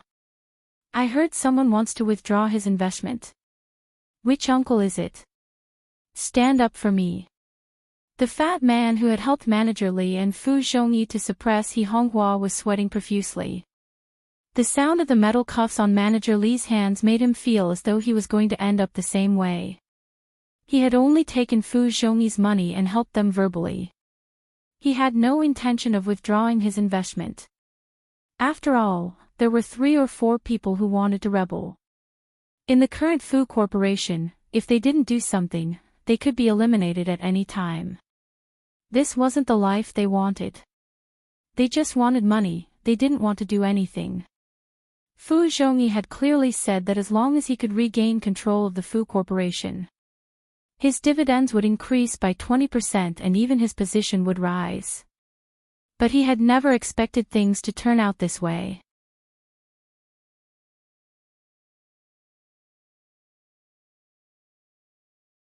Chapter 1039. Boss Shang. The youngster's voice was as pleasant as ever, carrying a hint of indolence and coldness. The fat man who was pointed at trembled and stared at his wrists as if they had been handcuffed. After all, Manager Li was able to successfully get so many rebates because he had a hand in it. "Why aren't you speaking?" Bo Jiu glanced at him, her lips lifting. "Weren't you the one who wanted to withdraw your investment?" Fat Head and Big Ears raised his hand, wiping the sweat off his forehead as he replied anxiously, "And no. You didn't." Bo Jiu stood up and walked over. She bent down and placed both her hands on Fatty and Fu Ximing's chair. The sunlight fell on her lips, making her look like a devil that had walked out of the darkness. Elegant, handsome, but dangerous. "I heard that someone wanted me to apologize." Fu Ximing's eyes lit up. "That's right. I heard that someone wanted me to apologize." Fat Head and Big Ears trembled again. For some reason, he felt a chill down his spine when he heard the youngster's voice. It was probably because of the fear in his heart. In addition, this person was usually timid. When the higher-ups pressured him to do some things, he would not do it. This resulted in the current situation where people got a lot of kickbacks. Of course, it was also because of his greed. But even so, in that instant, he couldn't explain the oppressive aura he felt from the youngster. Change. The only feeling he had was that this wastrel, the useless young master they had never been able to trust, was really different from before. The previous change in the shares wasn't a coincidence. Boss Zhang was so afraid he didn't know what to say. Fu Ximing was still as arrogant as ever, glancing over. Big brother, shouldn't you apologize for ruining our company's reputation with your usual actions? Our company. Bo Jiu smiled. It seems like you aren't clear who this company belongs to. Fu Ximing scoffed. Big brother, I think you are the one who isn't clear. I already have shares in Fu Group, so of course it belongs to our company. Oh. Bo Jiu arched a brow. Lawyer Bai, please show everyone the restructured company structure. Lawyer Bai took over Fu Ximing's previous position and inserted the USB drive into the projector. A document was projected out and it was written in black and white, clearly stating the changes to the company. As the document unfolded, both Fu Ximing and Fu Zhongyi's faces darkened. Fu Zhongyi could no longer pretend to be magnanimous. He slammed the table with his right hand. Nonsense. What nonsense? What do you mean by the distribution of shares will be based on performance? You even gave shares to some employees. What are you doing? Do you want all of us to withdraw our investments? Sure. The young man's words landed on Fu Zhongyi's head. Fu Zhongyi looked like he couldn't believe his ears. He paused and said, "What did you say?" You can withdraw your investment. Bo Jiu's posture didn't change, but her gaze was as sharp as ice. Let me take this opportunity to tell you something, Boss Fu. You don't have to threaten me with withdrawing my investment. To put it simply, I have money. Fu Zhongyi's breathing changed when he heard the outrageous words. You mean you want to force us, the old board members, to leave? Fine. I want to see how you are going to operate without our funds. You will be begging us then. Lawyer Bai pushed his spectacles up the bridge of his nose, reminding him, Boss Fu, you probably haven't finished reading the document boss asked me to draft. Boss Fu, you can continue reading. With that, Lawyer Bai moved the mouse. The youngster's investment was clearly stated on the document. The numbers weren't mentioned. However, there was one thing. Everyone was stunned when they saw the string of numbers. The entire meeting room was extremely quiet. It was so quiet that one could hear a pin drop on the ground. It was too much. It was really too much. The string of numbers was so many that Honghua's eyes widened. Her expression was filled with shock. Her Joe, when did she get so much money? Was there such a huge prize for winning any sports competition? This amount was enough to buy 3 Fu enterprises. That meant it was 5 times the amount Fu Zhongyi and the rest had. Honghua's first reaction was to turn towards her Joe. The youngster stilled, reaching out to caress her nose. Bo Jiu retracted her sharpness when she faced Honghua. At this moment, both Fu Zhongyi and Fu Ximing's expressions were ugly. They said they wanted to withdraw their investment. But they used the money to force it back. More importantly, when did this useless person get so much money? Fu Zhongyi was the most frustrated. If he had known this would happen, he wouldn't have been so adamant. He wouldn't have gone against his eldest son all the time. Now that things had escalated to such a state, how was he going to resolve this? When Fu Ximing saw Fu Zhongyi's expression, he knew his father was going to change his mind. He clenched his fists, wanting to say something. Just then, the meeting was interrupted. Sorry for the interruption. Everyone turned towards the source of the voice. The man was dressed in a suit, holding a document in his hands as he walked towards her. "Young Master Joe, I'm from the Chin Group. This is the investment from Boss Chin. It's 520991314. It's not a lot." Boss Chin said that it represents his sincerity. 500 million. Not a lot. That was the first reaction of the shareholders. Only Bojo paused when she heard the string of numbers. She remembered the password the Almighty had told her and coughed lightly.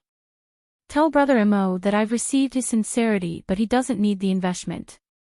"All right then." The man smiled. "Boss Chin predicted that young Master Joe wouldn't accept it, but he instructed me to pass on the message."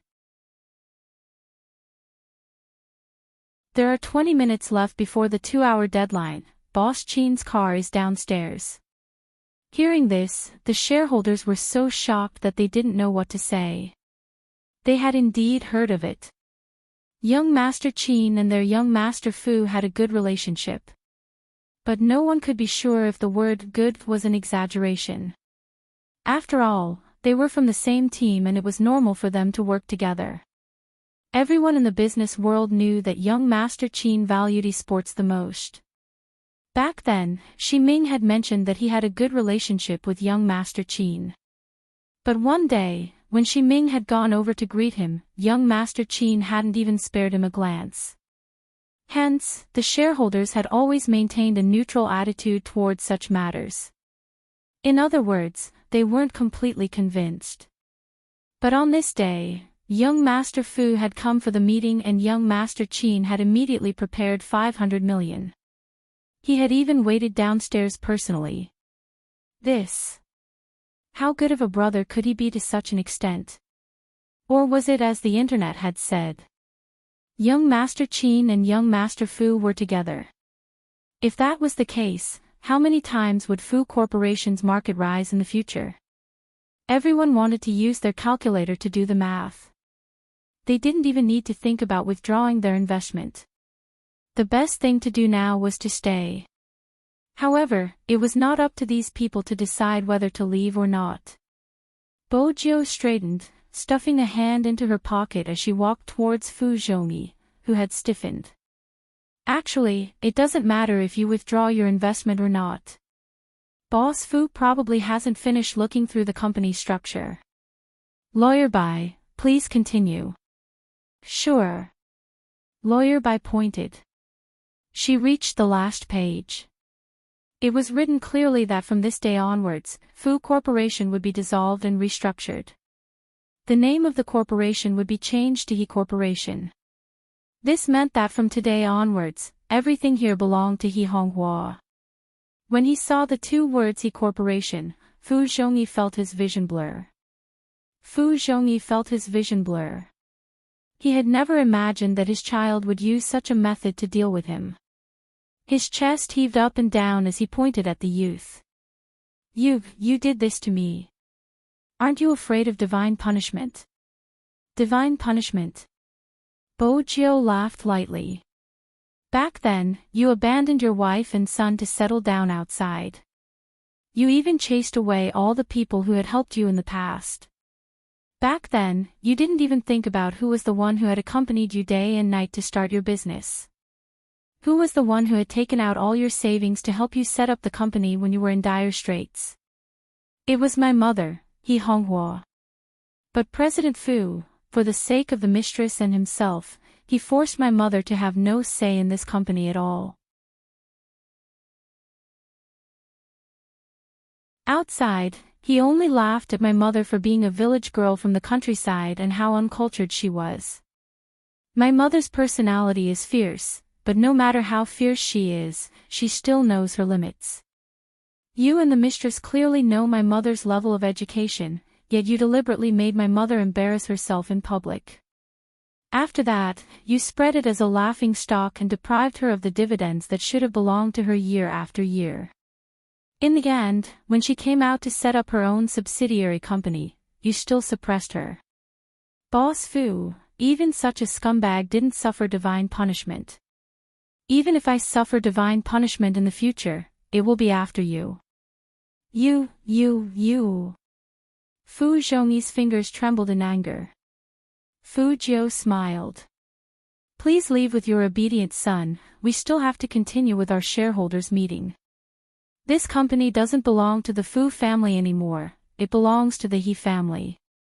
Fu Zhongyi would never have expected to lose his authority in the company. But Lawyer Bai's words were never just for show. Was he really going to be chased out of the company just like that? For some reason, he watched the youngster's handsome and smiling face.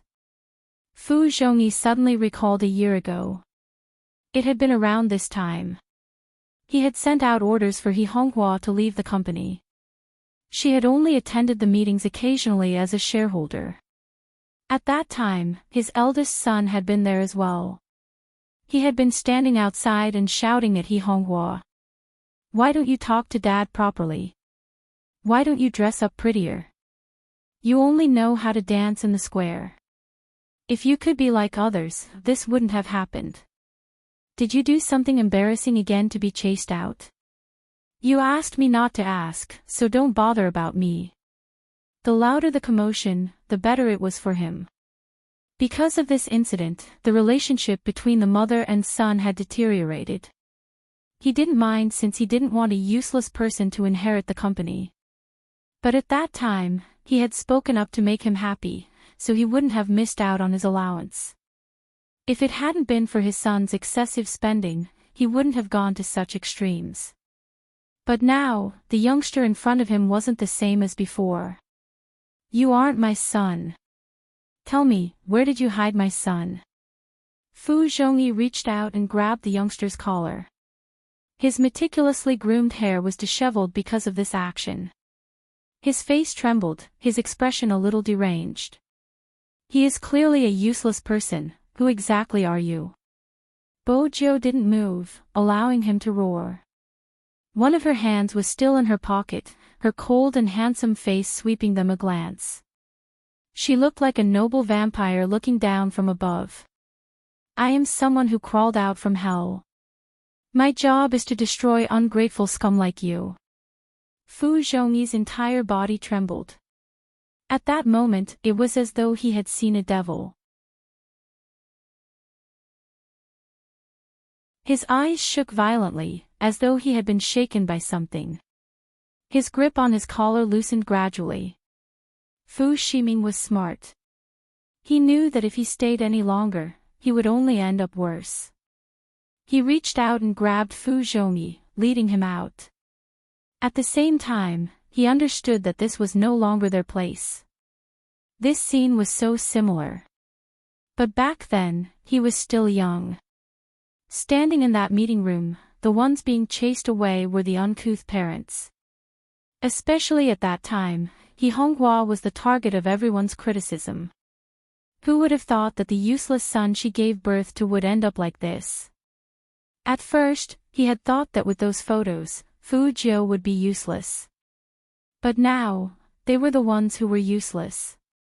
Regardless of how valuable his shares were, once the main company was disbanded and the name changed, it would be converted into cash. He wouldn't be allowed to continue being a shareholder. For people who do business. It was as though he had nothing left. Besides, Fu Zhongyi's business couldn't be entirely using his own money. There was still the loan from the bank. With that in mind, Fu Ximing didn't even want to help him up. Why was his father, who used to be so pleasing to the eye, a burden now? Fu Zhongyi was infuriated. He wanted to turn and analyze the situation with his beloved son, but he realized that Fu Ximing's gaze had changed. He had seen that gaze many times. Because he had looked at He Honghua and Bo Jiu with the same gaze. Disdain, as though he was looking at a piece of dog skin plaster that would stick to him. In that instant, Fu Zhongyi's heart turned cold. He didn't know why, but he suddenly thought of the word retribution on the other side. In the meeting room, you're tuning into the LoveLore Library YouTube channel. We're so grateful for your support, and don't forget to subscribe to join us on this incredible journey through captivating stories. Your generosity through donations truly makes a world of difference, as it's the primary source of revenue that allows me to expand and enhance this channel for you. Thank you from the bottom of my heart for being a part of this adventure.